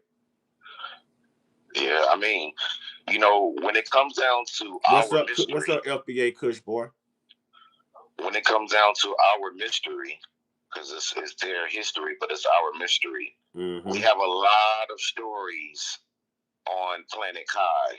You know what I'm saying? A lot of stories because it was some stuff that was going on in Florida before that. Oh yeah. You see what I'm saying? I'm gonna be covering what happened in Louisiana too. There's one that happened in Louisiana, like in 1868 or something like that. And guess what? That wasn't even too long ago. Even when you look at supposedly 2020, 2025, this is still 2025. Just so people, you know what I'm saying, could know, this is still 2025, ladies and gentlemen. Just to let y'all know, this is the 12th month. The real month and the real New Year is next month. Once March comes, that's the real New Year, just to let y'all know. So this is still 2025. You can debate me all you want, but when it's all said and done, when you look up the real definition of November, November means 9. Thank you, the take Queen. it up from there. Yeah, you take it up from there. And we just got a new tribe member. Y'all welcome the Queen to the tribe, y'all. Welcome the Queen to the tribe. Yeah, welcome. But yeah, you could debate us all you want, but November means 9, and you do the rest. We ain't gonna tell you everything. There's you another gotta brother. Start doing the research. Yeah. Hold on. Do the research. I was gonna wait until we got to 4,000 subscribers before I started adding more moderators. But there are some that I've been after here for a while. Y'all welcome Tyrone to the tribe. Y'all Yep, welcome use your Tyrone. tools, brother. Use your tools, brother. I'm not gonna Use your let good people tools. go unnoticed. You know what I'm saying? I'm not gonna let good Yeah. people with good minds go unnoticed. Cause I've been reading these comments. I don't care if everybody in here lit up in blue. Y'all tribe. I don't care.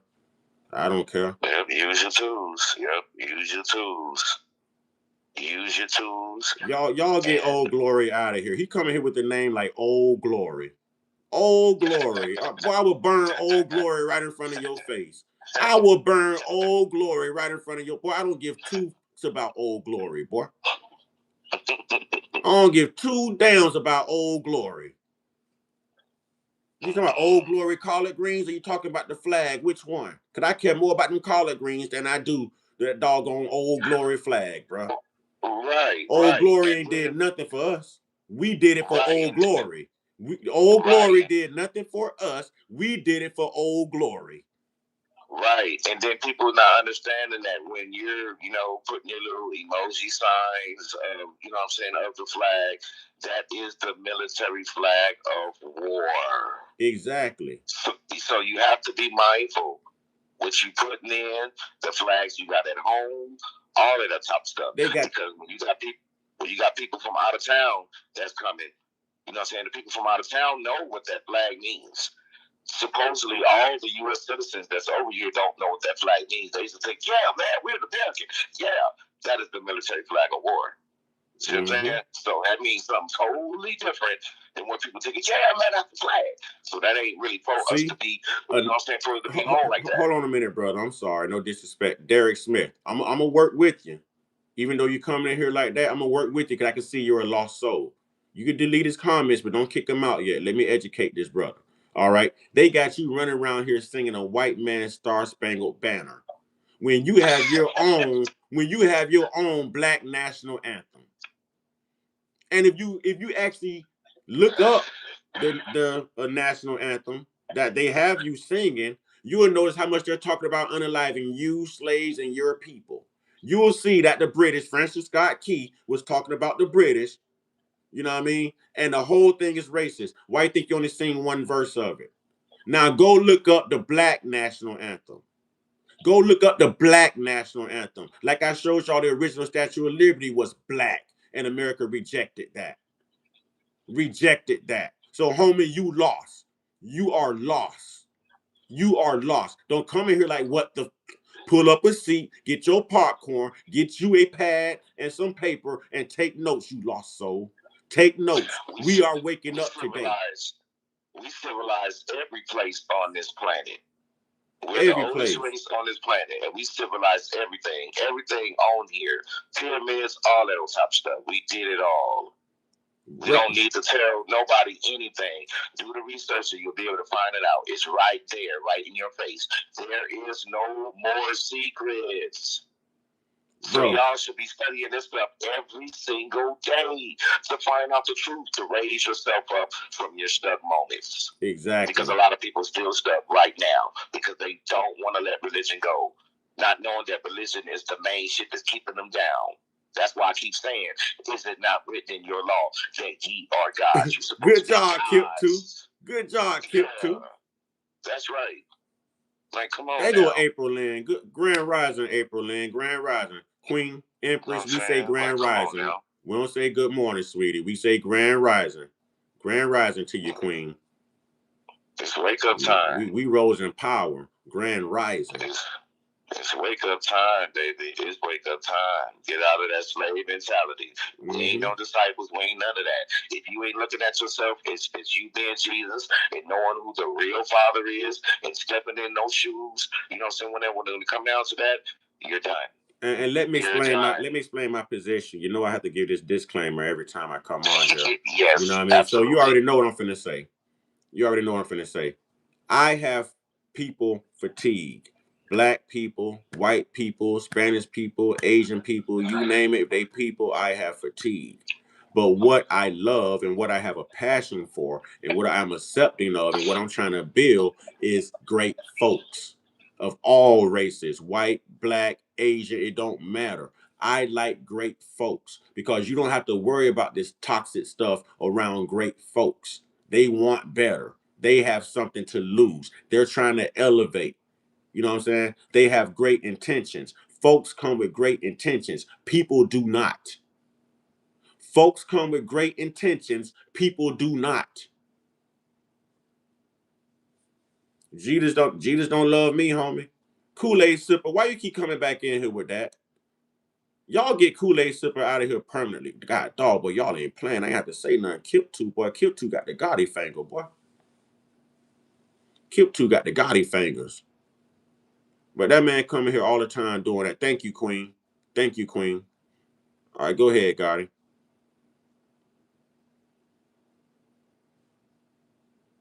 Queen with the body. That's what I'm talking about. Hey, the Nana Curry say Queen with the body. Queen of came here and got a body. You know what I'm saying? Yeah. That's what I'm talking about.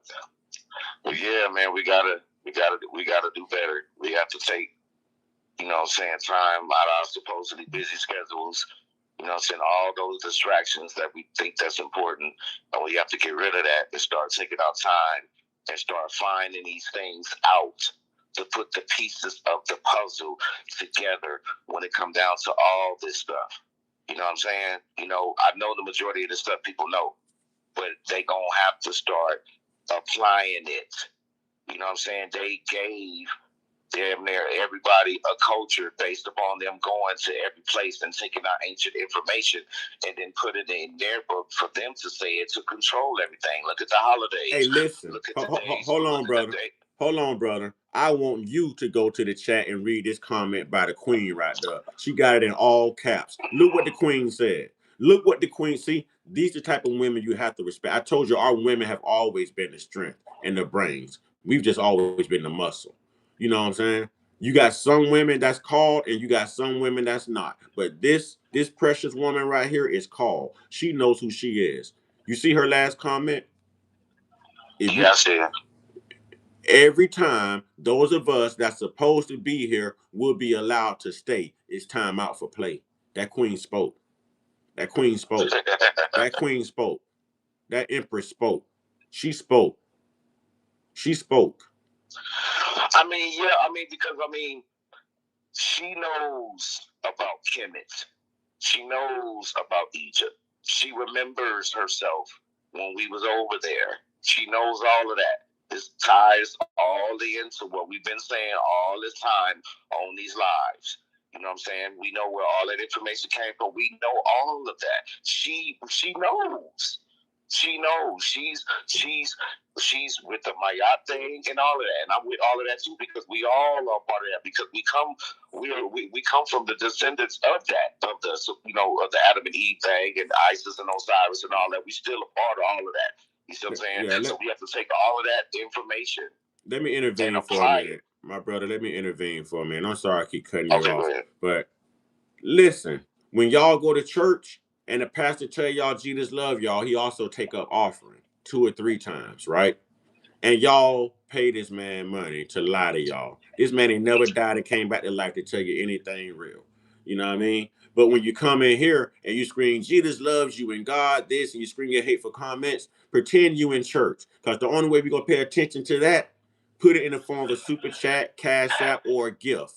Because if your pastor told you to do it after he told you Jesus love you, you're gonna put your last. You're gonna put your last in there. We spitting the truth here and empowerment. So you know what? Do the same thing here with your indoctrinated ass.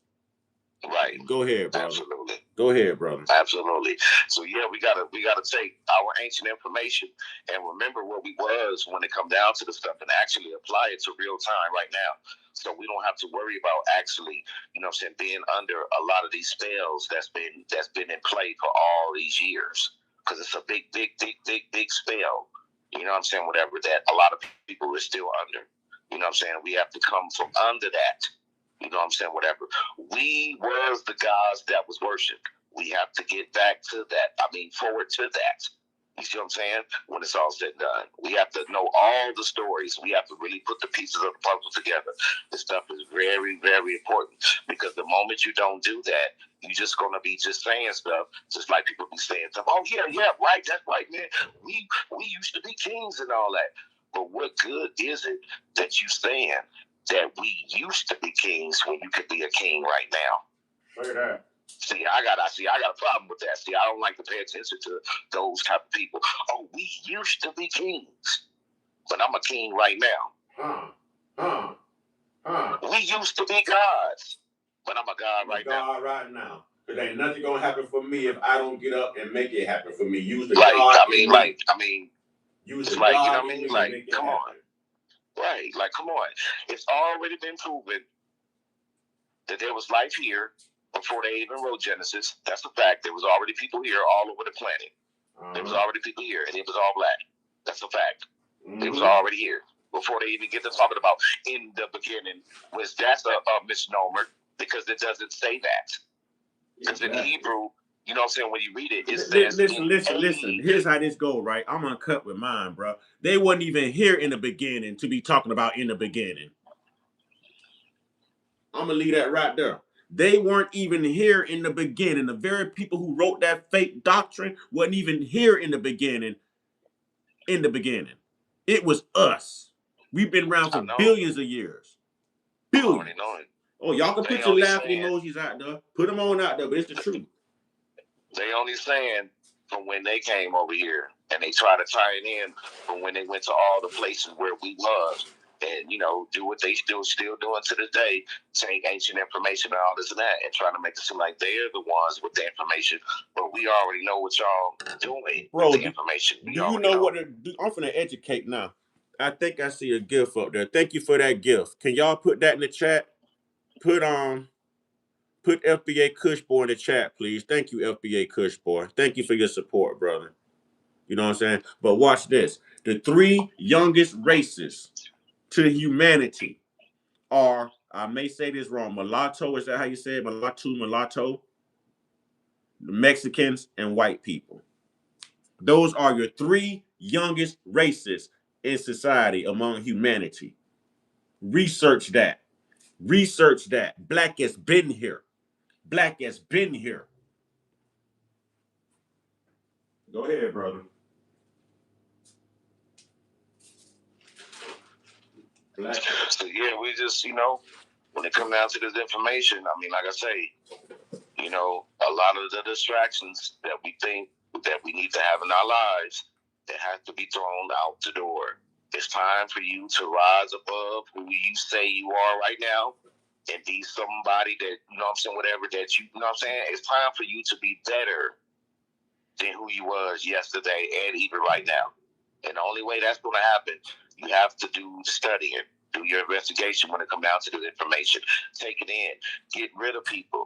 Get rid of your circle. Get rid of family members and all that. Become the circle. The more you get rid of people in your life, the better your life will become. That's a fact. That is a fact. How do you expect to be the God that you're supposed to be, but you're steady acting like a human? And the indoctrination of all this information, holidays, the books and all of that, you are still on that. So you have to be able to create your own lane, knowing who you are when it's all said and done. Because if you don't, you're not going to get very far just thinking, okay, I'll just keep praying to God and everything, and, you know what I'm saying, all that, and everything will be fine, when you're not knowing, you know what I'm saying, whatever, you know, the tricks of the trade. Yeah, they rather pray and wait, and pray and wait and be patient rather than get up and let it happen and be persistent. Right. You see what I'm saying? Like, you know what I mean? That type of stuff. Like, that don't make sense. You know what I'm saying? We've been here. We know how to get stuff. You know what I'm saying? Like, you know, we do it all the time, all day, every day. But we want to give our power up to this particular God when it's been us the whole time. It's been your own power the whole time. It was never nobody else. It was always you. You are the one that woke yourself up this AM. You was the one that was able to go ahead and put food on the table when you didn't even have no food in your refrigerator. It's you that was doing it the whole time. You're the one that's creating your reality for yourself. So it's always been up to you. But how do you expect to be able to do all of that when you're still in these religions? It don't work like that. You can't serve two masters. You have to make a decision. You have to grasp all this information. There's a lot out there. You have to grasp all this information and put the pieces of the puzzle together. You know you've tapped. You know you've tapped into your power when you have the common sense to know that royalty, a king and a queen, pharaohs, they lead. They don't follow. Why are you following religion rather than leading in empowerment? You see what I'm saying? You lead by example. You don't follow faulty examples. You lead by the greatest of examples. I'm sorry, brother. I had to throw that in there. No, you're good, man. You ain't sorry. It's all good. It's all good. Go ahead, my it's brother. all part of the dialogue. Talk your talk, yeah. my brother. Talk your talk. I'll get back to this video. Yeah, it's all part of the dialogue. You know what I'm saying? It's no problem. You ain't gotta be sorry, man. We in this together, man, like you say. And it's the truth. We in this together. You know what I'm saying? We're trying to do something beyond, you know what I'm saying, wake, you know what I'm saying, people up. You know what I'm saying? People that's in the chat and our moderators. You know what I'm saying? Like, you know what I'm saying, like real talk. And hopefully this will be able to really strike some nerves. It's wake up time. You know what I'm saying? Once you understand who you are, you don't have to participate in voting and all those rituals. Yeah, voting and all this political stuff. You know what I'm saying? You don't have to participate in any of that because you already know what time it is when it comes down to that. You're already beyond that. You're making it happen for you and your community without all of that. You see what I'm saying? Like real talk. Like, you know what I mean? Like you have to get beyond that. That's very important to get beyond that. You have to learn the games that they've been playing still to this day. They come in here with this Jesus loves you stuff, and I'm still gonna I'm gonna ask the same question, man. What Jesus are they praying to out of the three? And what Jesus supposedly loves any one of us out of the three? It's three Jesus. Which Jesus are they talking about? Jesus the slave ship, Jesus Barabbas, or Barabbas, how you say his name, or Jesus Christ? Which one of the three? The slave ship that got you. Or Simon Bar Jesus. Yeah. Caesar Borgia. Caesar Borgia. You know what I'm saying?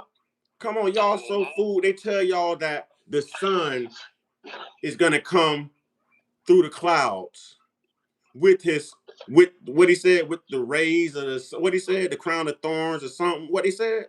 The rays. That's the damn sun. The sun rises every day with rays. With its sun rays. Yeah, you can see the reflection on it from the water right now. It's astrology. 12 disciples, 12 planets, 12 months a year. Jesus was 12 when he started his ministry. Mary was 12 when she got impregnated by a god. Why would God impregnate a 12-year-old girl who's already married to a grown man, but somehow she's still a virgin and the marriage was never consummated through procreation? It's not making any sense, ladies and gentlemen. Do we take time? Do we take time to actually think? No, the Bible teaches y'all not to doubt, right?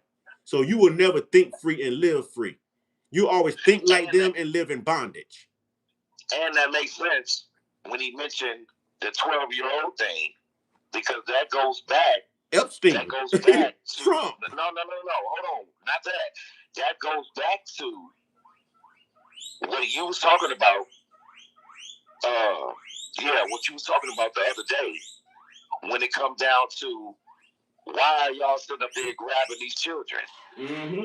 Why are y'all grabbing the children right from the air? Are we supposed to be okay with that? Because it sounds like you grabbed a child to me when it comes down to Mary being the age that she was at. And look, even the Bible tells you that the sins of a child are upon the adult until they're 12 years old, which purifies the blood of that child. Now, you take Wayfair, we got just what you need. Now, Wayfair got in trouble for doing what? All those high prices for furniture actually turned out allegedly to be children that was being I like my live being monetized. I think y'all can finish that. Gotcha. I think y'all can finish that.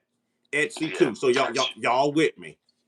If Wayfair wasn't selling furniture, you know what I'm saying? Pizza is a code word for a female. Pizza is in the shape of a female's private parts. You hear them saying hot dogs. A hot dog is in reference to a young man's body parts. Yeah. Y'all not getting it. Every day we got children missing. We have women missing. No one's finding these children, but you better bet someone knows exactly where they are. Someone knows exactly where they are. All these different S rings and S crimes and stuff they do. This is nothing brand new. We discovered this with Thomas Jefferson and Sally Hemings. We see the Epstein files. We see Trump. We see who lead the way, 2977, y'all, in touching and molesting kids and animals and women and beating their women. This is nothing different from what they've always done historically, and y'all are still praising the same damn God that kept y'all oppressed. How can you and your oppressor have the same damn God? Yeah. Come on, man. They'll tell you God gave them power, and y'all praying to the same God that gave them power to actually save y'all from their power. Make it make sense. Yeah. That's worse than, I said this the other day, that's worse than the J community waking Shadoff Shitler up and saying, sir, can you please give us reparations for what you did? He gonna tell y'all, hell no, wait for it. Wait for it. If I wanted you to have something good, I wouldn't have did what I did to you. If they wanted you to have a God, if they wanted you to have power, if they wanted you to have the knowledge of, they would have never did none of this stuff. Think about it. Colin Kaepernick got kicked out of the NFL, bro, for taking the knee. For taking the knee. He was a young brother that won a title with the Chicago Bulls back in the days. He was a great shooter. I'll get his name here. I'll get his name. He won it with Michael Jordan. But anyways, when Craig Craig Hodges. When this brother went to the White House after they won the NBA championship, I knew who he was talking about. yeah, I knew who he was you know talking what he about. was That's my wearing? boy. He was That's wearing my the dog. same thing I'm wearing right now, a dashiki. Do you know that man career was over after he wore that dashiki? Do you know he had to exit the White House because he wore a dashiki? When Chris Jackson changed his name in the NBA, do you notice that they exiled him out of the NBA? When Ron Artest changed his name to Metta World Peace, did y'all notice how short his career got? When you start waking up and you start exemplifying your own culture and power, they don't like that. It's kryptonite to them. It does not go along with their agenda. Oh, yeah, I'm giving it to you. I'm a sports head, too.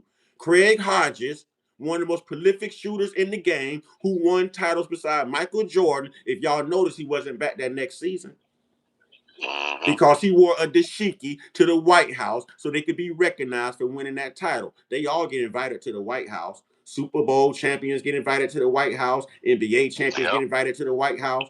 Craig Hodges wore a dashiki. The same thing I'm wearing right now is what ended his career, ladies and gentlemen. Come on, man. Oh, Kyrie Irving, my boy. Kyrie Irving stand on business. I love me some Kyrie Irving. I love me some Kyrie Irving. Let's get back into this for a minute. I don't want to lose, so I want to finish this up a little bit.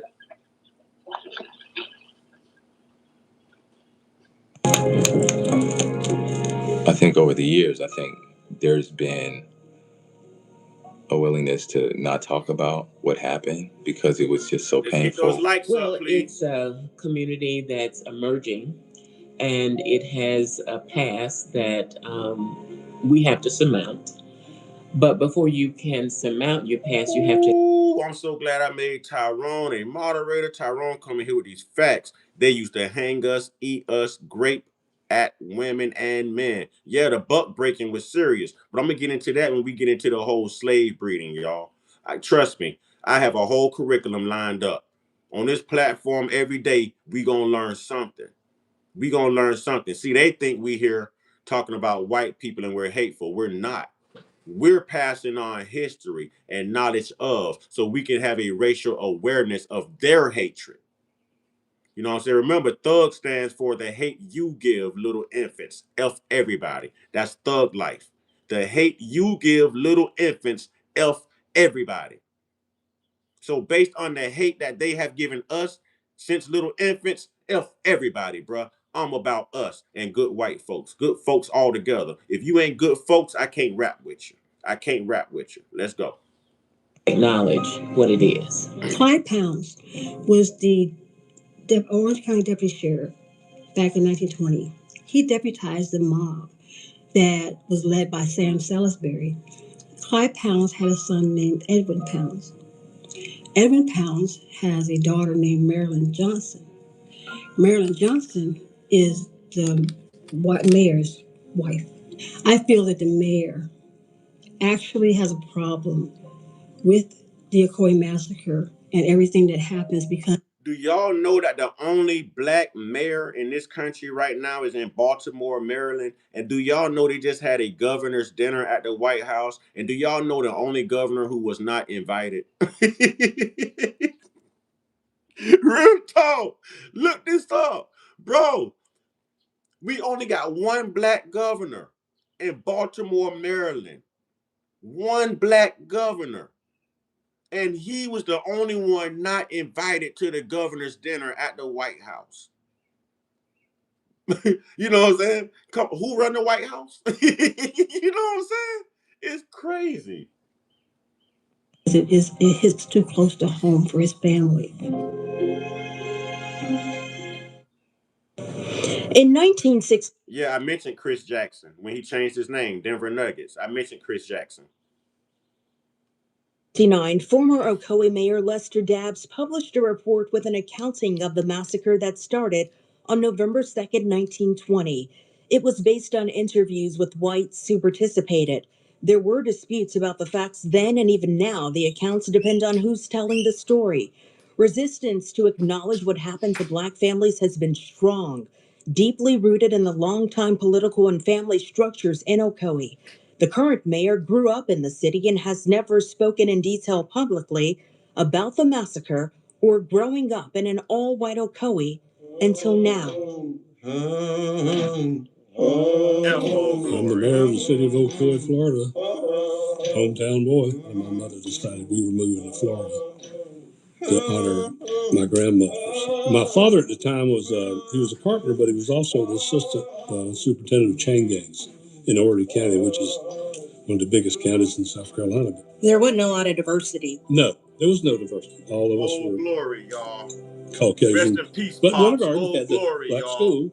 Oh, glory, y'all. That's what it was in that time. So I want to go back to 1920 because certainly you've had talks in your home about it because of your wife's family connection to Mr. Clyde Pound. So never heard a word about him until a little while ago. And Sheriff Moore, he was a deputy, and he told him to go deputize the deputies. And that was it. I never seen him, never heard of him. I know what kind of man Edwin Pounds was. He was one of the most kind-hearted, gentle people that you would ever meet. Using the words racist because his father did that, he was a racist. Then his daughter was a racist. Then I was married to her. I was a racist. It makes me hurt inside. It hurts me. And I don't know if it was on purpose that it didn't get out. I heard whisperings of it when I was growing up. I knew something had happened. My parents never talked about it.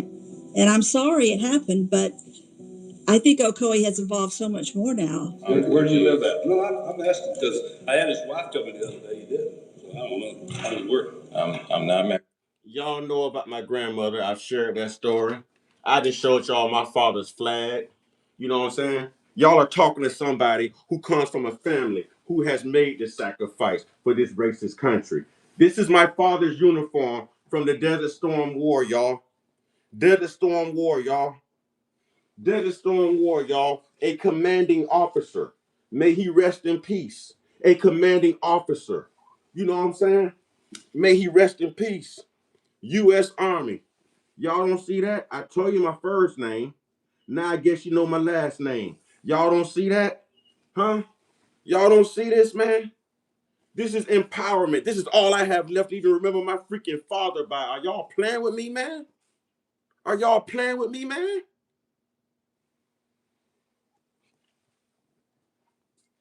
Come on, man. This is why I do what I do.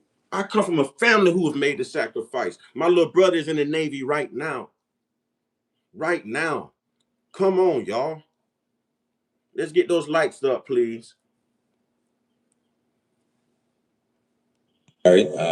Yeah. Live in What's your address? Because I know you don't live here, but that's fine. time out. Hey, Sean. You good white folks. You ain't good white people. There's no such thing as good white people, but there's a such thing as good white folks. There's no such thing as good black people, but there's a such thing as good black folks. You know what I'm saying?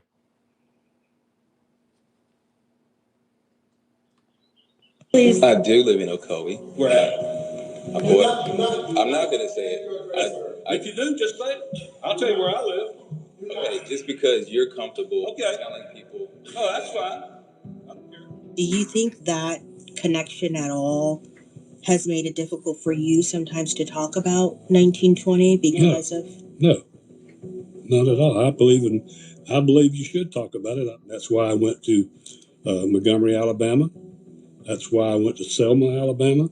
That's why I got on the advisory board to help work on this, to help move it to where we get to where we are today. You know, there are people who are going to see this and say, I don't believe that he. I can take you through That's Pops, y'all. African I told Americans' y'all he houses. was a pastor We too. go to their house and introduce you to them. They know me. They know me, who I am, and how. This is Pops, y'all. Same one uniform I just showed y'all. Told y'all he was a pastor too. See how big he is? I told y'all. I told y'all. Colossal.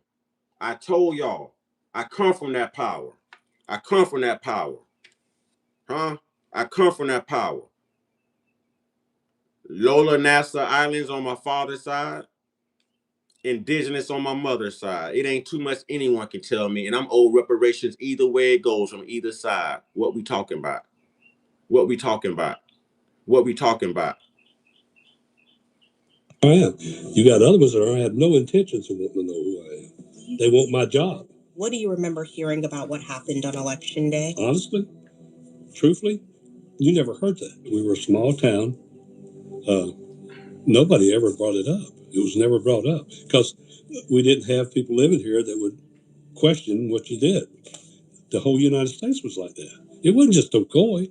You might not believe this, but I don't understand how anybody could have that kind of mindset. When you became mayor, was there a part of you that knew you would have to figure out how to continue bridging the divide that existed in Ocoee? Yeah, I worried about it, but I thought about it, and I have served for 34 years, and I told you, I've talked to you before, if I didn't do what was right, I wouldn't get elected. When you grow in everything, but you grow with the mindset of people.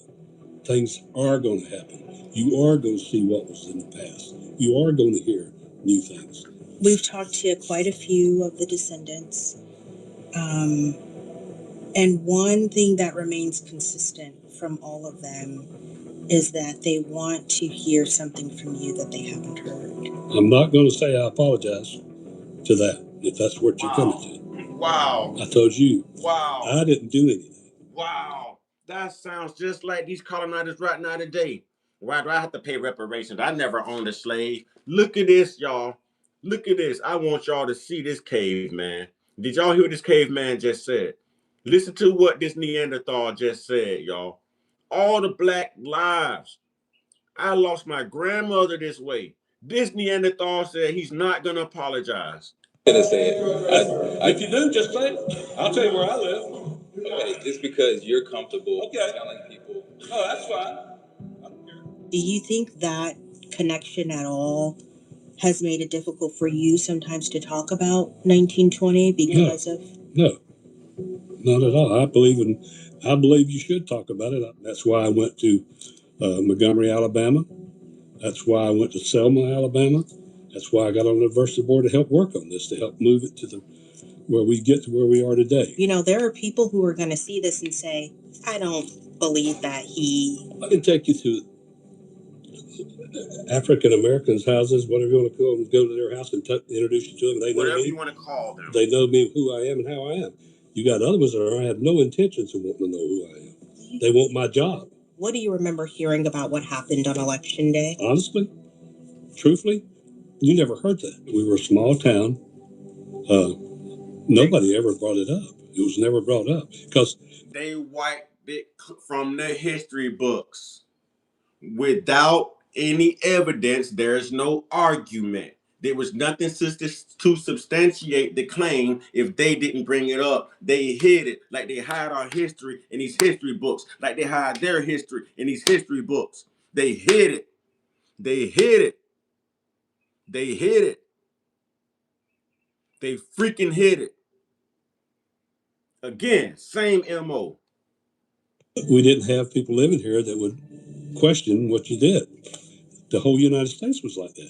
It wasn't just Ocoee. You might not believe this, but I don't understand how anybody could have that kind of mindset. When you became mayor, was there a part of you that knew you would have to figure out how to continue bridging the divide that existed in Ocoee? Yeah, I worried about it, but I thought about it, and I have served for 34 years, and I told you, I've talked to you before. I've talked to you before. He's unapologetic as hell, and we need to be unapologetic.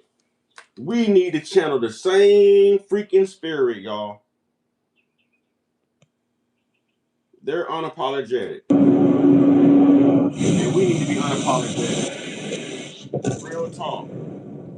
Real talk. If I didn't do what was right, I wouldn't get elected. When you grow in everything, but you grow in the mindset of people. Things are going to happen. You are going to see what was in the past. You are going to hear new things. We've talked to quite a few of the descendants. And one thing that remains consistent from all of them is that they want to hear something from you that they haven't heard. I'm not going to say I apologize to that, if that's what you're coming to. Wow. I told you, I didn't do anything. I will say I am sorry for what happened. I don't think it should have ever happened. The city wasn't the one that did it. It was people, not all citizens. I can't apologize for people from Apopka. I can't apologize for people from Winter Garden, Claremont, Orlando. See why I like good folks, y'all? And I don't do people? See what he said? It was people that did that. See what he said? Hmm? Boy, I'm on something different, boy. It ain't nobody on the internet on what I'm on, trust me. I'm built different. I'm actually the first African American commissioner, city commissioner in the history of the city of Ocoee. By 2001, we were poised to move from Orlando and looking for a place to stay. And we thought of Ocoee as well as Maitland. That's when I started getting bits and pieces of the information about the city. And it's known for its racism, its racist past. And I told my wife, I said, we can't move to Maitland. And she says, why? I says, Ocoee has to change at some point. From your perspective, what does the past political structure here in the city affect what we know now as Ocoee? The political structure in Ocoee has been stagnant. So you've had commissioners that have been elected over 20 plus years. But I think the city is changing. All right, God, I'm going to open the floor up to you, brother. I know you be multitasking. You know what I'm saying? But I'm going to open the floor up to you. You know what I mean? It's not perspective, it's reality. Exactly, it is reality. It is reality. I got you. It is reality. Let's get those lights up, please. This is serious, ladies and gentlemen. And if we don't put our history out there, history already tells us that they're not going to do it. You know what I'm saying? They're coming here and be like, you still playing victim? Well, are you still victimizing people? This man said, I'm not going to say I'm sorry. I'm not going to apologize. Then turn right around and apologize. Did anyone notice that? Did anyone notice that? Yep. Did anyone notice that? While he was sitting there in his white pride outside of his KKK hoodie, he was like, I'm not going to apologize. And he thought about it. I'm going to need these votes again from these same people. Well, I'll apologize for this. I apologize. Come on, man. Come on, man. And these people lost their life over votes. He sat there and realized that he's going to need votes to stay in office from these same people. So he tried to walk it back right then and there. Hey, just to let people know, when you vote along with your signature, because the signature is really more important than the votes, that's how they get you. So the signature is really more important, once again, more than the vote.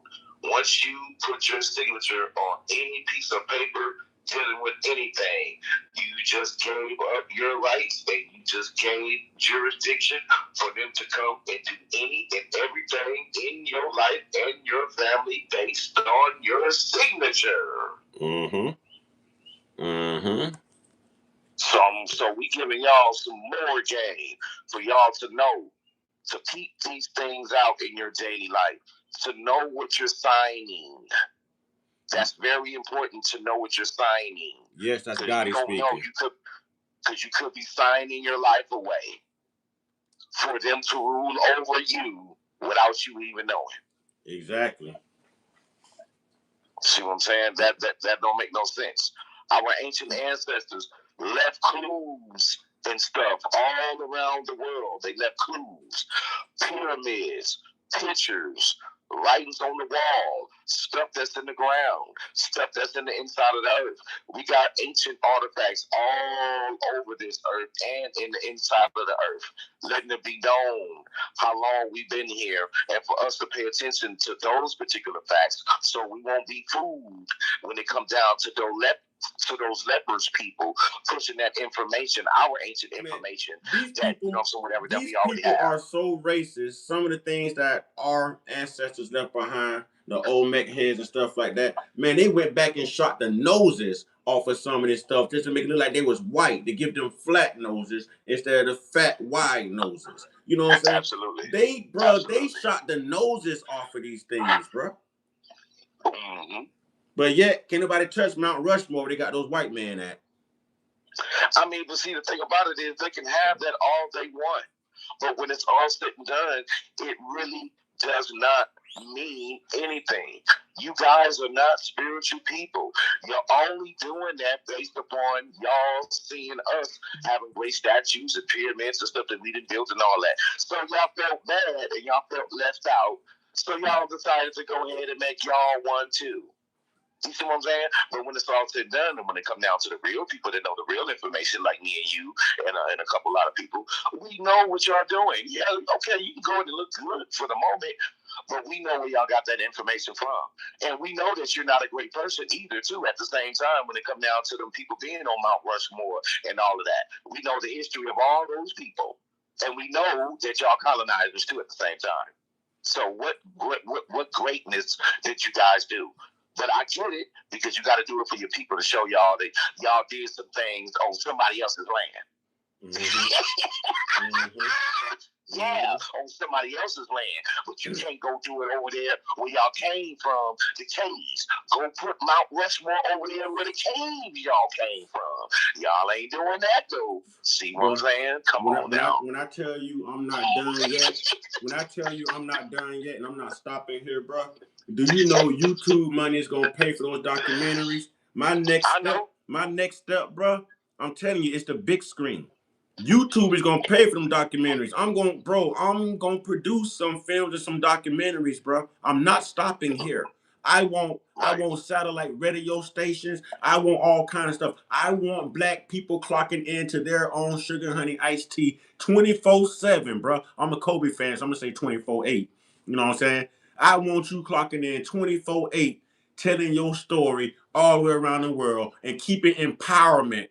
You know what I'm saying? Floating and resonating among our people, man.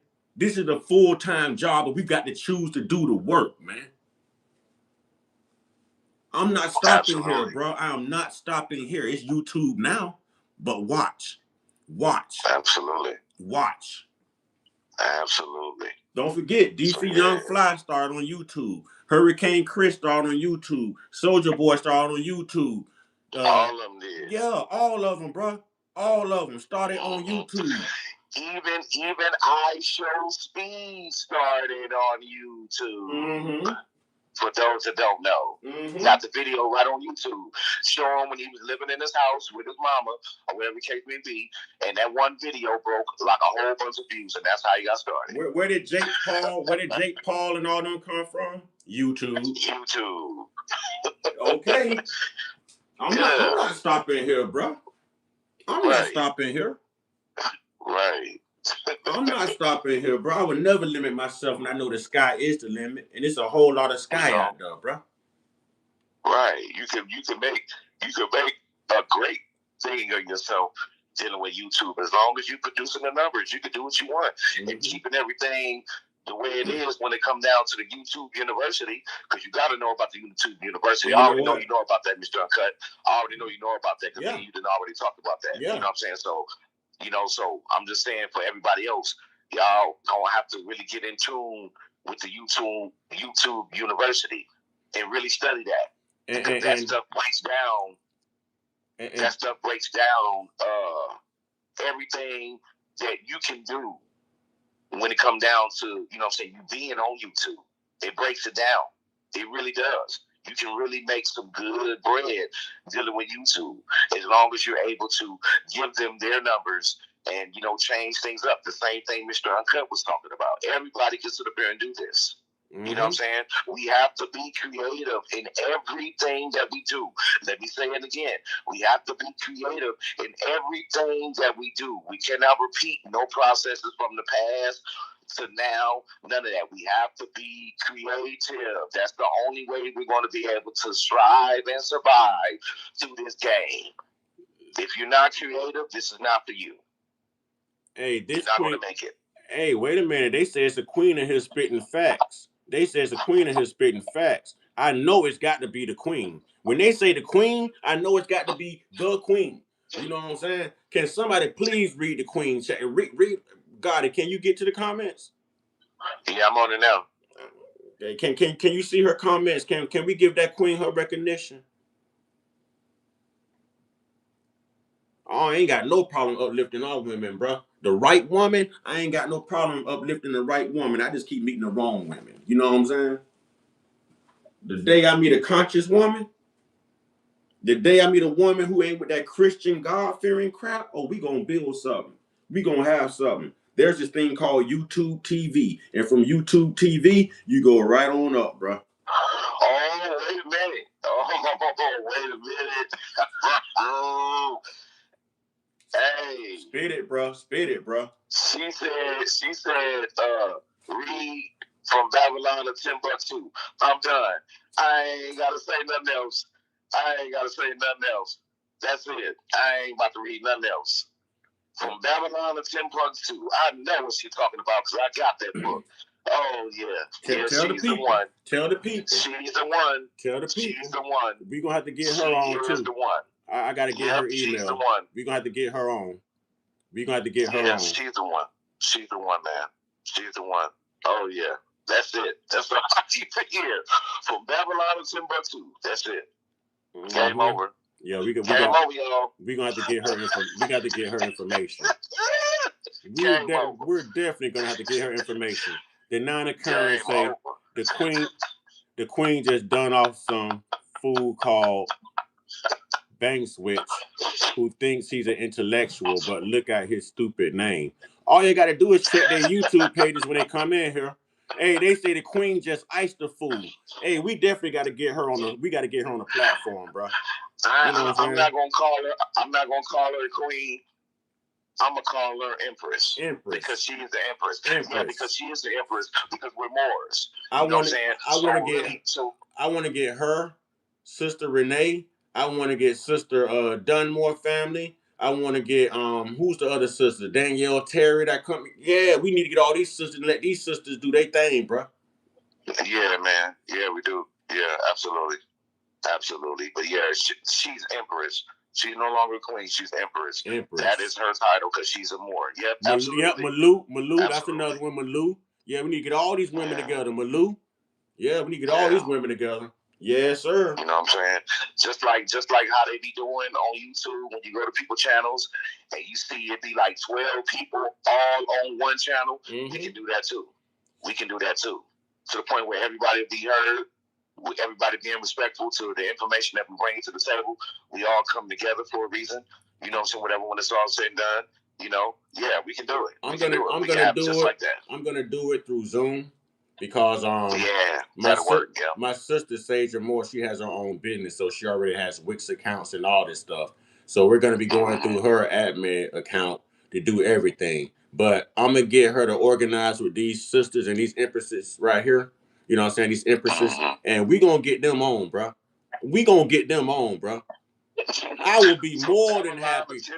I will be more than happy to sit and listen to a strong sister speak, bro. not a modern day sister, that traditional stuff. I would love to, bro.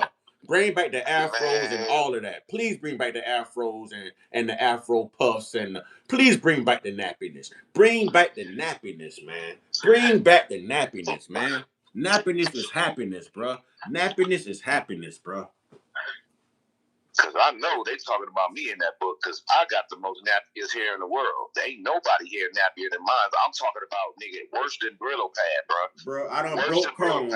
I couldn't do nothing but lock up, bro. I done broke 3 of my mama cones that said unbreakable. Remember them black afro cones that say unbreakable? I broke 3 of them. And I wet my hair before I tried it. And I still broke the cones. Let me lock this nappy stuff up. You know what I'm saying? Let me lock this nappy stuff up. For real. Yeah, we're gonna have to, she said from Babylon to Timbuktu. Ooh, I know where she going at with that. Yeah, they ain't ready for that. Yeah, they ain't ready for that book. Sister, they ain't ready for that. Sister, I need you to email me. I'm gonna put my email in the chat. Cause I need to make contact with her. I got Sister Dunmore number, so I'll contact Sister Dunmore. Email me too. Shit. Yeah, put your email in the chat. Put your email in the chat, Gotti. Yep, I just did. Let me see, did I? Yep, I did. Yep, Kip 2. That's right. Kip 2 is a female or a man? I don't know. I don't mean no harm. I just don't want to leave somebody out.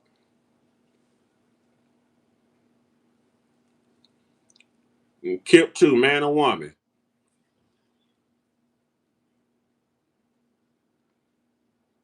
I don't mean no harm.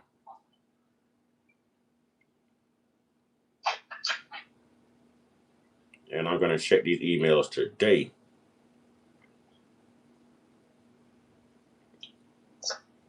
Yep, Empress, get at us. There it is. I'm calling you queen because queen means whore, and you're not a whore. She's an empress. She's royalty, bro. She's That's royalty. right. She That's is royalty. right. Thank you. Thank you. She's royalty, bro. That's right. That's right. And you know what? I'm hitting them hundreds for her. That's me hitting them hundreds for the empress, for the royalty. That's me doing that, bro. It's my chat, but I got to salute that empress, bro. I got to salute that sister, bro. I got to salute that sister. You know what I'm saying? If we add all these hundreds up, y'all know she 1,000 with the message. You know what I'm saying? All right. Hey, Kip 2 say Kip 2 his balls are still, man. All right, brother. All right, brother. All right, brother. Got you. Yeah, I gotta when you get a chance, Kip 2, man, hit me up so we can get in here. We got work to do. And we got work to do. You know, when it's all said and done. And lots of it. You know, wake up, people. Wake up. It's time to get up. Empress say, talk that talk, Kip 2. Empress say, talk that talk, Kip 2. Wake up. It's wake up time. It's wake up time. Okay, y'all see what the queen just put in the chat? The queen say, I will be changing my tag after the live. Y'all right, Empress. Yeah. Yeah, that queen know look, I just slipped. That empress know her power. Royalty knows their power. We gotta start changing our names. Yeah. Because that matches who we are. Exactly.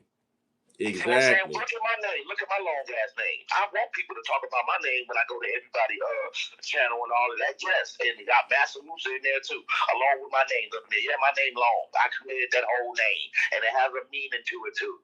You know what I'm saying? Like real talk. My name was given to me by the spirit of my ancestors. They came to me, so mine was chosen divinely. I didn't even choose that; it chose me. You know, absolutely, it chose me. Absolutely, because I'm conscious as hell, but I'm uncut and unfiltered with the way I put my message and my truths out there. You see what I'm saying? Mm-hmm. So, Mr. Uncut Consciousness, it just fits me to a T. Yeah, I mean, look at my name.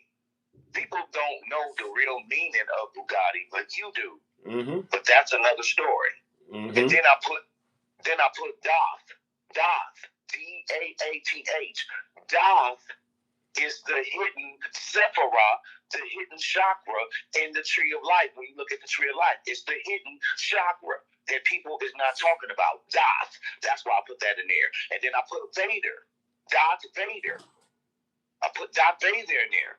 And then I put the 9, because we're 9 ether beings. Instead of the E, I put the A because that was the original Aether, not ether. It was Aether. Aether and ether is the same thing, but I'd rather call it Aether because that's the original word of that. And then I put Massa Musa up in there. I fucks with Massa Musa. That's my nature. And then, of course, I'm a L. I'm a more. Yes, I am. You know what I'm saying? Yes, I am. So, yeah. Hell yeah, that shit means something. But we have to, our names have to match who we are. And it can't be on no religion stuff talking about nothing because we have to understand that we are religion. We're the ones that gave everybody a culture for them to function to do what they're doing now. That's the first time I ever heard you misspeak, brother. But we're going to correct this empowerment. We're going to correct this empower. We weren't the first ones to give nobody religion. We were the first and only to give people spirituality and culture. They changed spirituality to religion. Religion is Eurocentric. Spirituality is us. So you're right, but I think you were just talking a little too fast. Maybe you didn't catch yourself. We gave them spirituality. We didn't give them religion. They gave us religion. No disrespect to you, brother, because I misspeak. I'm human. You know what I'm saying? I misspeak. But they gave us religion and took away our spirituality. White people aren't spiritual. They don't have spirits. White folks have spirits, the spirits of consciousness, the spirit of right and wrong, but white people don't, and black people don't. People don't have spirits. People don't have souls. You know what I'm saying? But folks do. Folks do. Those who are called divinely, yeah, folks do. So while people busy saying, oh, he hide behind racism by saying white people versus white folks, maybe the white people need to listen. Maybe the white folks need to start speaking up and teaching these white people how to be humane and how to have souls. There goes Sister Dunmore. How you doing, Sister Dunmore? I need you to get with her name right now is the Queen, but we call her Empress. I need you, Empress, Malou. Name the women. Y'all know who the women are in the Mars Squad. I need y'all women to get together. We got to get y'all on. We need y'all to speak. We need y'all to speak. I got 2 laptops. I got 2 phones. Well, somehow we will get the message out. Y'all will be heard. You know what I'm saying? Say that. Say that. Go ahead, brother. I'm sorry. You know, you good, man. You good. But, you know, we just, it's going to take a lot in order for you to be who you need to be for yourself and others. You can't remain and be the same based on information and everything that they've been having in play. You can't continue to do that. You know what I'm saying? It don't work like that. You can't serve 2 masters. You can't go off of what they have already out here, knowing that your ancient ancestors was here before all of them. You see what I'm saying? So you can't play both sides. You either going to be on this side or you're going to be on this side because you can't play both sides.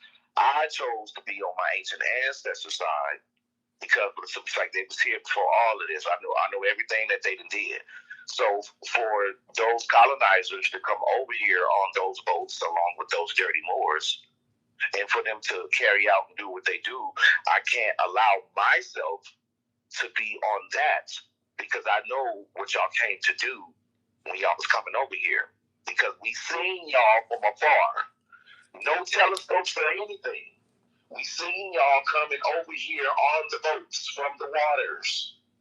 I still remember it to this day. I remember when I was there. We seen y'all coming over here. See what I'm saying? So I can't allow for them, their particular system, to overrate our system that we already had in play. You see what I'm saying? Like, you know what I mean? I'm rocking with the original system. You might as well say I'm rocking with the Old Testament, because all they did was to take a lot of the Old Testament stuff and create a New Testament. New Testament, New World Order, which is the old world order, because you got all that information from the Moors, which you still getting information from the dirty Moors. So what do y'all really know? You know nothing. That's why we need to raise up on a whole different level to know who you are and your tribe that you came from. And you have to claim that and put it out there so they can be able to see that and you can be able to move on with your life. You can't stay stagnant with these titles and everything that that they have y'all under. We can't be on none of those titles. We have to be who we supposed to be, not what they want us to be. We're not African American. We're not black either. Say that again. You know what I'm saying? I don't mind black. I don't mind black. You know what I'm saying? Or melanated. But that African American and how we use that N word, bro. Like, if y'all notice, I don't even use the N word. That way, if somebody black call me the N word, I'm swinging on them too. You know what I'm saying? I don't discriminate. I don't demigrate and I don't discriminate. But African American and the N word, I don't mind black. You know what I'm saying? I don't mind black. I don't. I don't know why people. I don't like colored. I don't like colored either. Well, the reason why I don't really like to be on that is because that goes back to the colors of law and then all that other type of stuff. And I know that's not who we are, but I would use that, you know what I'm saying, whatever, based upon those people to get, to get the point across. You know what I'm saying? So when you use it, I know what you're using it for. I know that. And I'm fine with that. You know what I'm saying? I'm fine with that. No problem. You know what I'm saying? Because we have, an older audience, a younger audience that's coming in, and we have to talk their language to them in that way of them thinking that in order to get the message to them. So I got you. Yes, you know what I'm saying? That's why I was like, I like to take it back to the original stuff, which they're not on the original, because they know that they're supposed to be calling us Moors, even though we know that we're Moors. But they're not doing that, because if they do that, they're going to have to denounce all their titles of who they say they are in Congress, all of that. They're going to have to denounce all of that, because Moors history predates everything that they're on. Everything that they're on. They cannot tell us what to do at no point, even right now. That's why they want to. That's why they doing it the way they doing it. That's why they want us to keep calling us these names and all this and that. Oh, they don't know who they is. They don't know who they is. And you know what? You know what? You know what? Their heart smiles even bigger when black people call themselves Christians rather than you call themselves the N word. Let me give you that one more time. A white race soldier heart smiles bigger when they hear a black person calling themselves a Christian and identifying as a Christian, even better than calling themselves the N word. Real talk. They know they got you when you call yourself a Christian. Their work is done. They know that you are doing the work for them now. Yep. Because they know you became the Antichrist. Because when you look at the word Christian, you can put it on your invisible chalkboard, everyone. Let's get over 50 likes, please. Let's get over 50 likes, please. Let's get over 50 likes. If any racists come in here, any Christian come in here, they got to send a super chat, a gift, or a cash out to get them comments read. You know what I'm saying? Hey, top flight security of the world, the Uncut Squad tribe, baby. Salute to all y'all, man. Salute to, man, we all doing work. And I'm going to convict the whole tribe right now and tell y'all to even push this message more abroad. Y'all have cameras, y'all have laptops, y'all have knowledge. Turn on your cameras, start a doggone platform. Start a platform. I'll subscribe. We could pass each other's. Matter of fact, if you have a platform, put it in the chat. Put it in the chat. If you make clothes, put it in the chat. If you have your own business, put it in the chat. Network. Network. Know your worth. Let's get it popping, baby.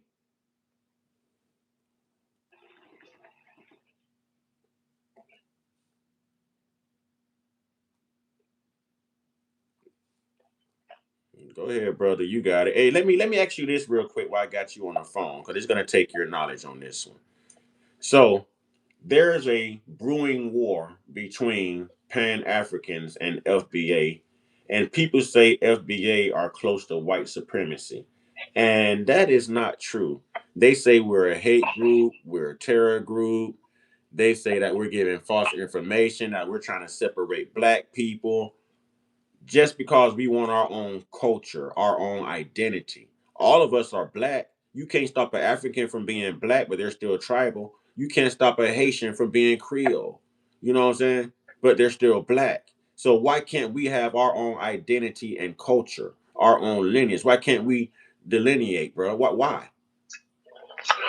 I mean, we can. What's the It's beef? just that. It's just that, you know what I'm saying, when it's all said and done, people need to be aware of the backlash. You know what I'm saying? That's the reason why I decided, I don't know what year I decided to do this, but it was a while back. That's why I decided to go ahead and take up who I am and the tribe that I come from and stand on that all the way.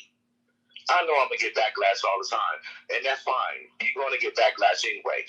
The majority of these people don't even know what they're talking about when it comes down to the backlash. So they're not a problem because I can show and prove, you know what I'm saying, the reason why I'm operating in my full capacity as far as who I am. You know what I'm saying, that supersedes past, you know what I'm saying, the overstanding of people's minds. You know what I'm saying, to the point where the backlash is still going to come because you're trying to bring me into your system. But my system was already here before your system. So I know what you're doing, trying to bring me back into your system because that's what the colonizers taught you. You see what I'm saying? But I'm standing firm on what I know and what my ancestors been through. You know, so whatever, when it's all said and done, let it be known who I am and moving forward.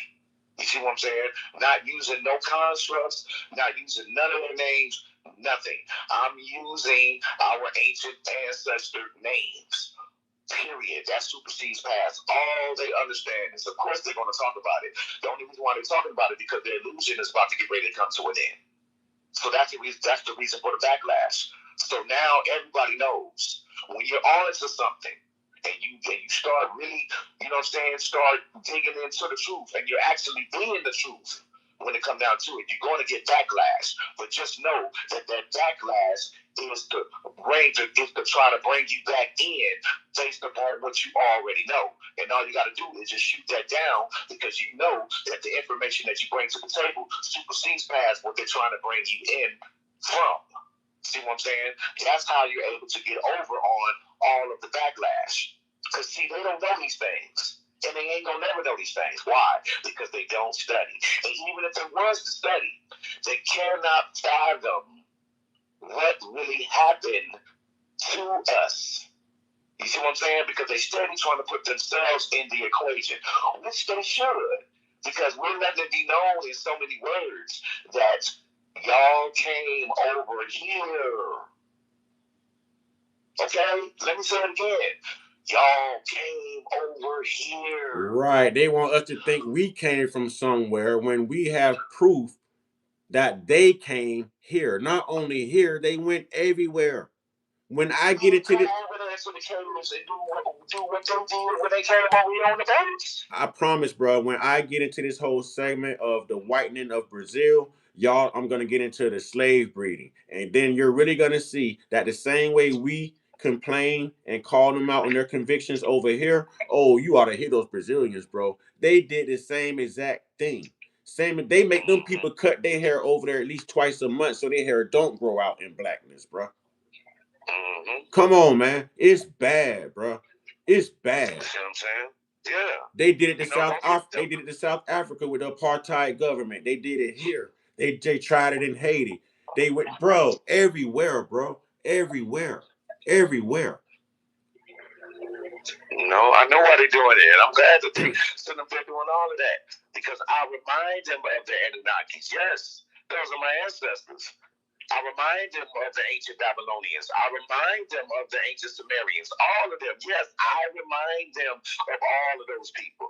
Yes, I have locks. Yes, they are long. Yes.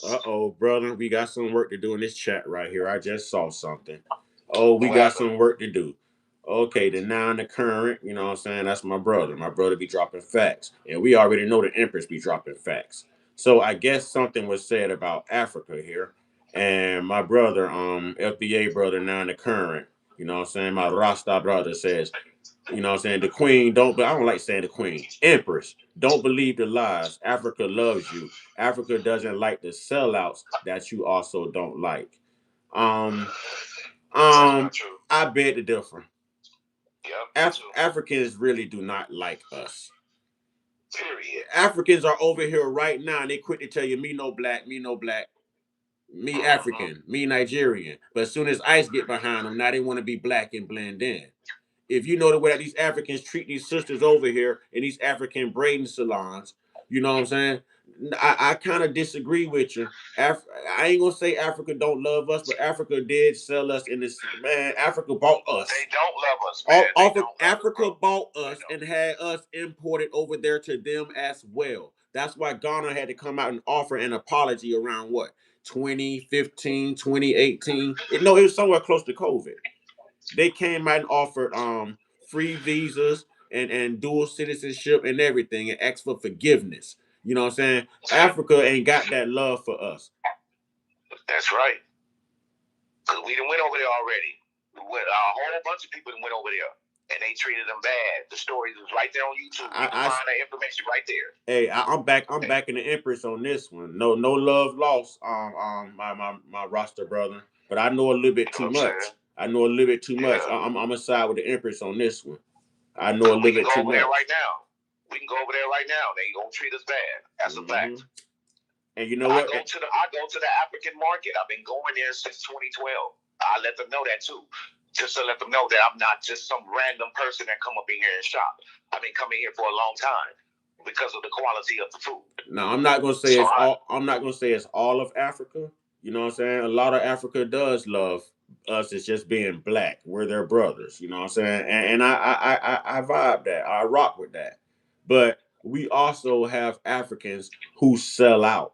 You know what I'm saying? Who sell out to these Europeans. Who sell out to these Europeans. So they'll smile in the oppressor's face, you know what I'm saying, and love them quicker than they'll love some of us over here in America. Of course. Of course. I'm not saying all, some, but I've seen way too many examples. Way too many. Absolutely. They was never gonna come get us. They bought some of us and had some of us imported over there as slaves. We wasn't we were never exported from Africa to this land. We were conquered here and exported out to Africa. Yeah, they took some people from this land and put them over there in Africa. They did that to a lot of places. And they took the Africans and put them over in the Caribbean and Haiti and Brazil and everywhere else. For them to be able to control those areas over there under the colonizers' rule. Right. Your Africans, your true African descendants of slavery, majority of them are in Brazil till this day. That's right. Now, you can call them whatever you want to call them because it's true. But you can't call us African Americans, not over here. Ain't nothing African over here. They never made it here. Those ships didn't make it here. They said what, about 200,000 or 20,000 or something like that maybe got here from Egypt. That's not going to make up all of these black people over here. And how many of them was slaughtered? About 1.8 million? You know what I'm saying? So that can't be an accurate number, bro. It's not accurate, dog. That history is all distorted because it's his story. The Vampire Diaries, PDs, the pizza parties, supremacists, ideologies know we are gods. We are the truth. They know it. That's why they're always reclassifying us, man. So that we never learn our true power. That's the reason why they get on the TV, because they're on TV right now. You know what I'm saying? Telling you the propaganda, telling lies to your vision, and people fall for it all the time. You know what I'm saying? When reality is right outside, you can open your door, reality. Just like that. You can be able to tell the difference from what's on TV and opening your own door and seeing the real reality. That's the veil. The veil is your own door. Inside of your house. Come on now, the current. Speak now. Speak now. Speak, brother. Speak. Hold on. Let me go back to that. Let me go back to that. Okay, we got something going on up in here. We got something going on. All right, then now in the current. See, I like when knowledge is passed around. This is growth. Now the current says if they can convince blacks in one nation that the other nation of blacks is the enemy, we are letting them win again. I agree with you, brother, but watch this. They're not convincing they're not convincing us to be anyone's enemy. We all love our black, but we can't go back and rewrite their history. We know the role that those Africans played in the Middle Passage and the transatlantic slave trade. We know the role that they played. Africa sold slaves. Africa sold people out. Africans didn't sell other Africans into slavery. No, those Africans were conquered by Europeans and colonizers. But Africans played a major part in the slave trade. If you were black and you weren't African, they sold your black non-African ass into slavery. If you were there and you were black, but you just weren't tribal, you weren't African, they sold your black ass into slavery. You know why? Because you weren't one of them. You were just black. You weren't one of them. You just happened to be black and look like them. Real talk. Real talk. They sold black people out. They didn't care about that brotherhood then.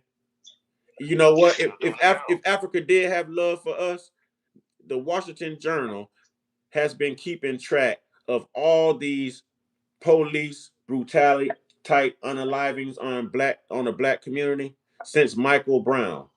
Why haven't Africa spoke up? Why haven't Africa said if you keep doing that, America, we're going to give you problems? You know what I'm saying? If we were truly their people, why that nation isn't backing us? Why we don't have a flag? Why we don't have a country? You know why you can't mistreat a Chinaman over here? Because they have a whole country to back them. You mess with one, you mess with all. And Lord knows we don't want to see China. You got sleeping cells of Iranians and Venezuelans over here. So we're careful how we mess with Trinidad Aragua. We're careful how we mess with Iran. We're careful about those threats because they have countries backing them. Asia is another one. We don't have sugar honey iced tea backing us but us. FBA stand up. We're a whole island at 13% floating around in this goddamn white country that's supposed to be ours right now, bro. Talk to me. Shoot. All the ones that you mentioned that's backing them up, guess what? They backing me up too. Yep, they backing me up too. That's the whole thing. That's what people need to realize. You know what I'm saying? We can get them to back us up too because they're waiting. Right now, still to this day, they're waiting for supposedly black people to wake up. It's more than just sitting up here. Oh, we need to have better schools. Oh, we need to go ahead and put the money over here. But you not sitting up there letting yourself be known as far as who you really are and the tribe that you come from, because it starts there first. Like I'm FBA, but I support the black diaspora, bro. You know what I'm saying? I'm in tune with the black diaspora, but that don't mean all of the black diaspora is in tune with one another. You know what I'm saying? Just because I say I'm FBA don't mean I don't love, you know what I'm saying, the black diaspora, bro. Whether you're Cuban, whether whatever you are, you black, you black. You get treated the same way wherever you from just because you are black. Black Mexicans, black Cubans, black Brazilians, you know what I'm saying, black people, Africans. If you are black, even the Arabs get called what? Get called what? If you are melanated, you know exactly what racism and prejudice looks like. So I'm not against the diaspora, but right now we're talking lineage. We're talking about identity and a culture. We've assumed everybody else's culture. We've assumed everyone else's beliefs. We've assumed everyone else's history and stories about us. You know what I'm saying? It's time out for assuming, bro. It's time out for assuming. We got to stand on it. We got to stand on it. Got to stand on it.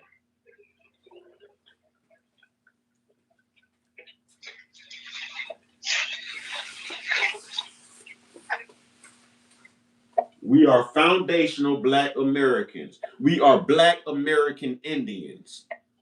That's what we are. How many times have we been reclassified? The United States government has documents on this stuff. Y'all don't follow Gaddy?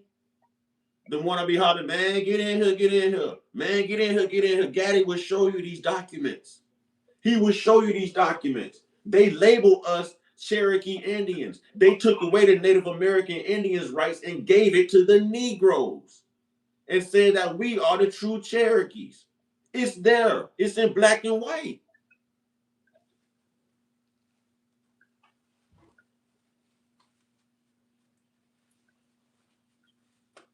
I don't know how much more, man. When you start waking up, you become the enemy of everybody, even your own people. Real talk.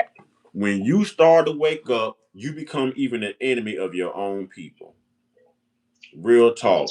And a lot of us don't know no better, and they don't realize that they're indoctrinated and brainwashed. Even homosexuality, that has nothing to do with black.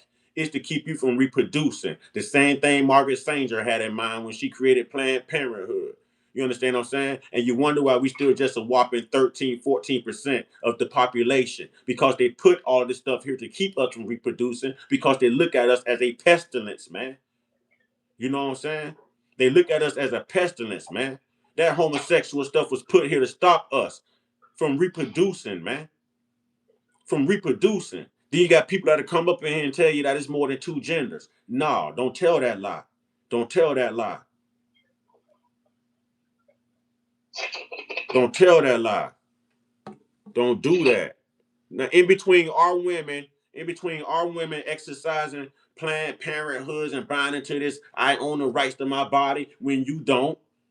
That man own the rights to your body, and you own the rights to that man body. That's why it's called a partnership. That's why it's called a relationship.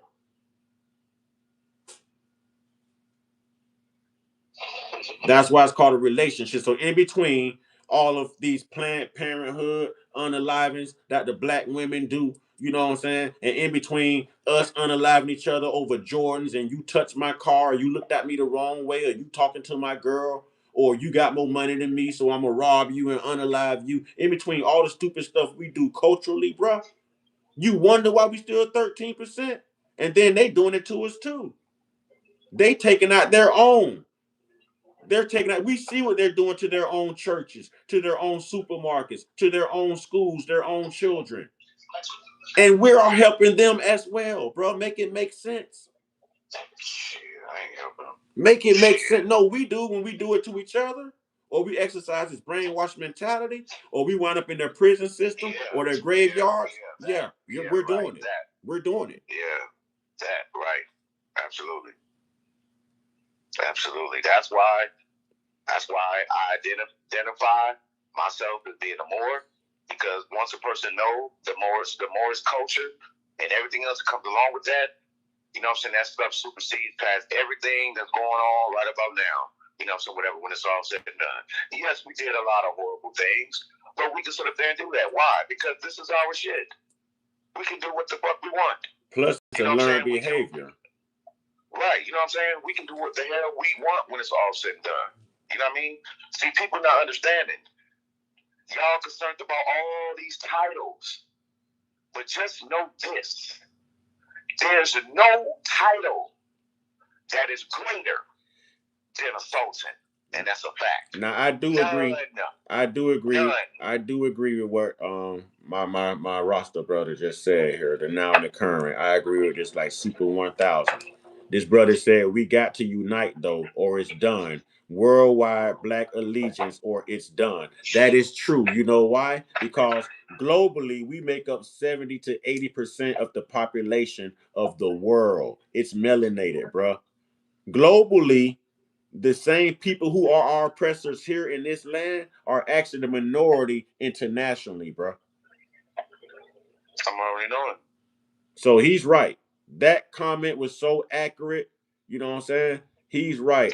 Hey, I'm gonna drop some hundreds in here for him too. Them hundreds right there for Yeah, the current. Yeah. But see, here's the thing. Yeah, we do need to come together. But that means that when it comes down to us coming together, that means that your whole concept, the colonizers brainwashing people and all of that, all that stuff has to get thrown out the door, including the religion. If you don't know who you really are, or whatever the case may be, we cannot come together with you. We cannot come together with you with your colonizer mind. Watch this. Watch this. Watch this. I'm gonna show you, and both of our names start with a Q. I'm gonna show you how solid this game is, man. I'm gonna show you how solid our ancestors work here. When you first became conscious, you know what I'm saying? What was the first thing you were able to wake up and see was a game, was a joke? What was the first thing when you first became conscious? What was the first thing you were able to disprove? Oh, you asking me that? Yes, yes. Oh shit. What was the first thing you were able to disprove when you first realized, hey, I've been duped, I've been lied to, this ain't real? What was the first thing? Well, the first thing with me is when I was in the church, I was actually going to the church, you know, so whatever, you know what I'm saying? But it was religion. About that is, it was religion for me.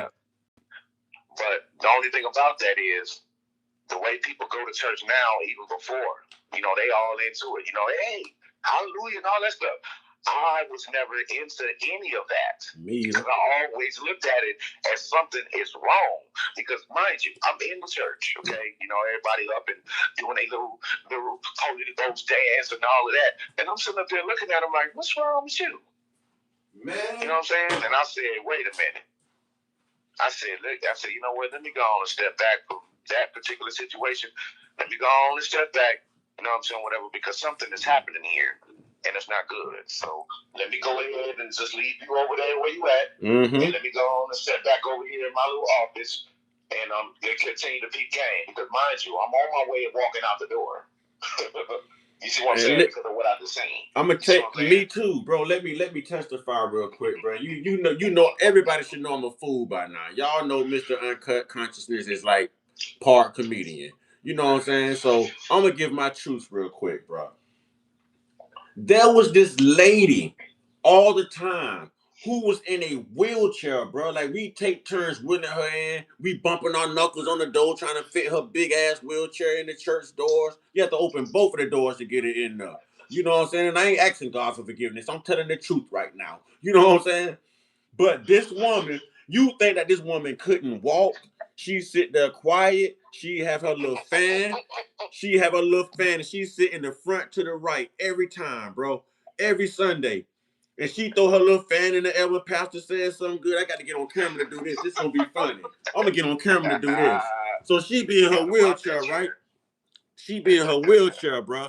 And every time pastor say something, all you see is this big ass hat, the back of her wheelchair, and a little fat arm come up in the air, waving that flag. Waving that, you know what I'm saying? Waving her little fan. You know what I'm saying? Like, say it, pastor.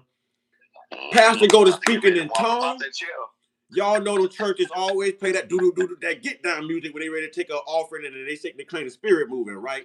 You know what I'm saying? The church always play that get down music, right? So church pastor go to speaking in tongues. There's people standing up, Jesus, Jesus, Jesus. You know how they do. You know how they do. They got to put on a show, right? So now every Sunday at the same time, this woman who is in the wheelchair, who is too big for life, too big for healthiness, this woman is now getting up, running around the church and speaking in tongues. You mean I just wheeled your butt in here and got tired and sweated up my suit, and you able to walk, and then you gonna say it's a miracle from God, and then you go sit back down and somebody got to wheel you out? You better walk. Knowing that you can walk the whole time. Don't sit there and tell me it was God's spirit. I'm seeing people jumping around the church doing the same dance. Y'all know what they do. They be dabbing around the church, y'all. They be dabbing around the church. You know, I was just like you, bro. I'm like, what the hell done got into these people, bro? They calling on all these spirits, and our spirit done jumping into they acting crazy around here. Bro, I exited. I did like Exodus, and I exited. You know what I'm saying? I exited, bro. No. You got about that chill. Who? They gonna tell me ain't God good? Ain't God good? I done sweated off my degree.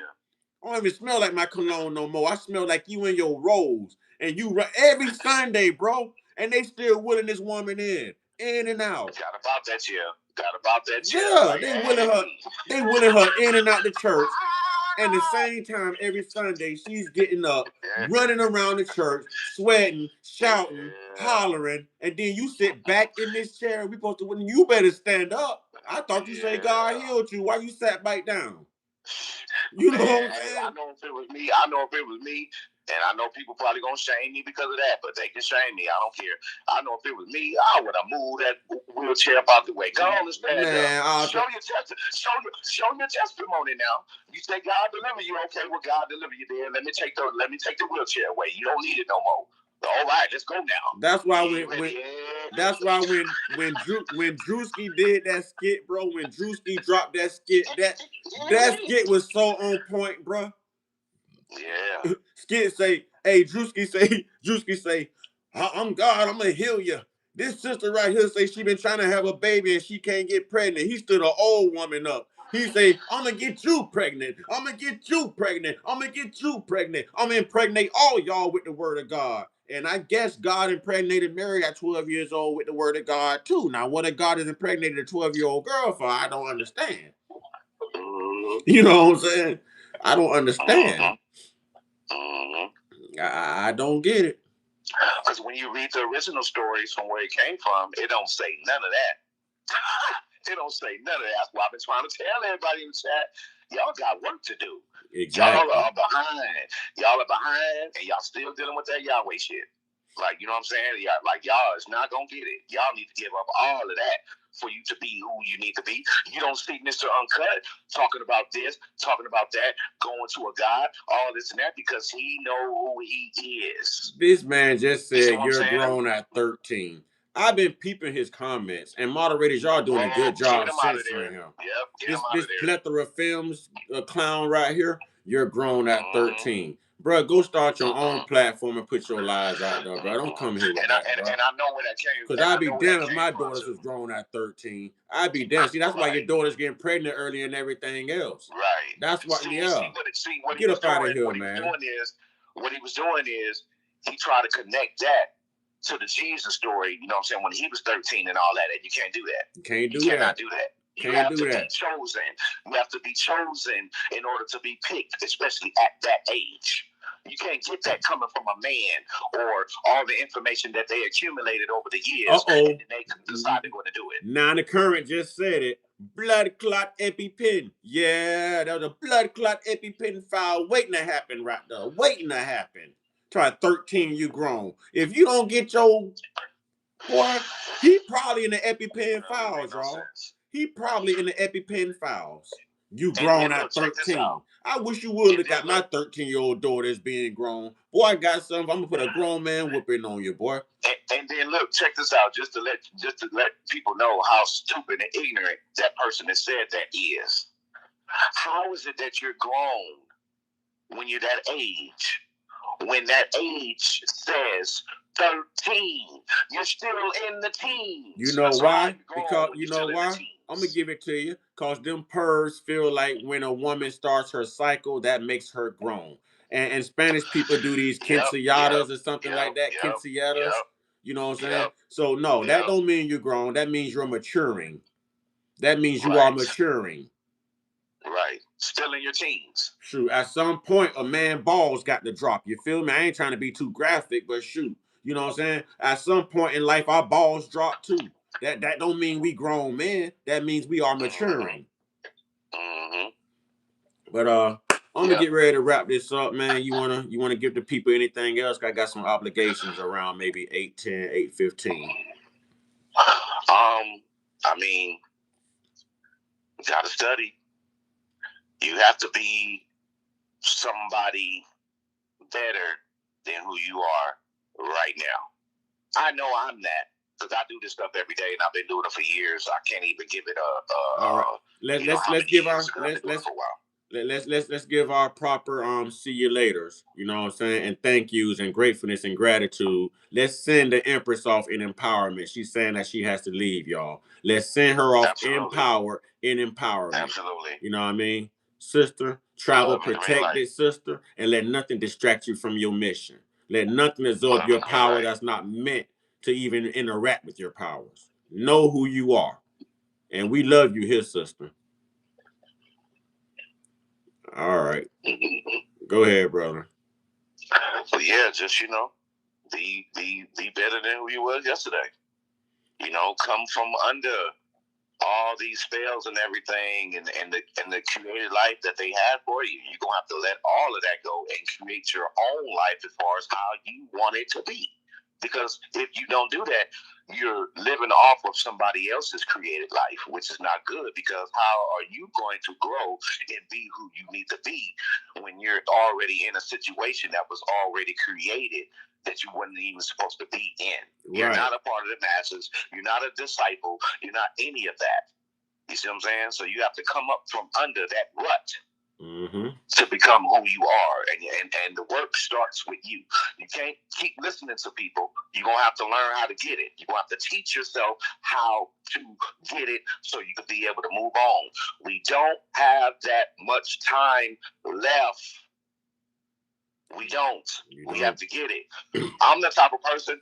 I'm the type of person. I will go over this live again, however long it is, and take those jewels up out of there and apply it to my life right now to make me better right now. I do not that tomorrow. All the time. Yeah, not tomorrow, not in a couple hours, not I'll do it later. No, I'm doing it now because I need to be something more than I was yesterday. I'm not going to take who I was yesterday into today, even though people don't know. Yesterday plays out until today, and it's always like that all the time.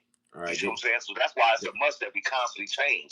There's nothing constant but change. Let me address. If you don't change, you're going to stay the same. Let me address this real quick in closing, brother. And I'm sorry to keep cutting you off. My apologies. No, you good. You good. Ms. Miller, thank you for rocking out with us. And I was watching your comments when you first came in. You were a little lost, but I could see your growth already. Let me say this to you because I see your comment. You said it's hard. It seems like you're fighting yourself. You're not fighting yourself. You're fighting that fear that they put in you, that they feed off of, that they call your conviction. You're not fighting yourself. It's fear mongering.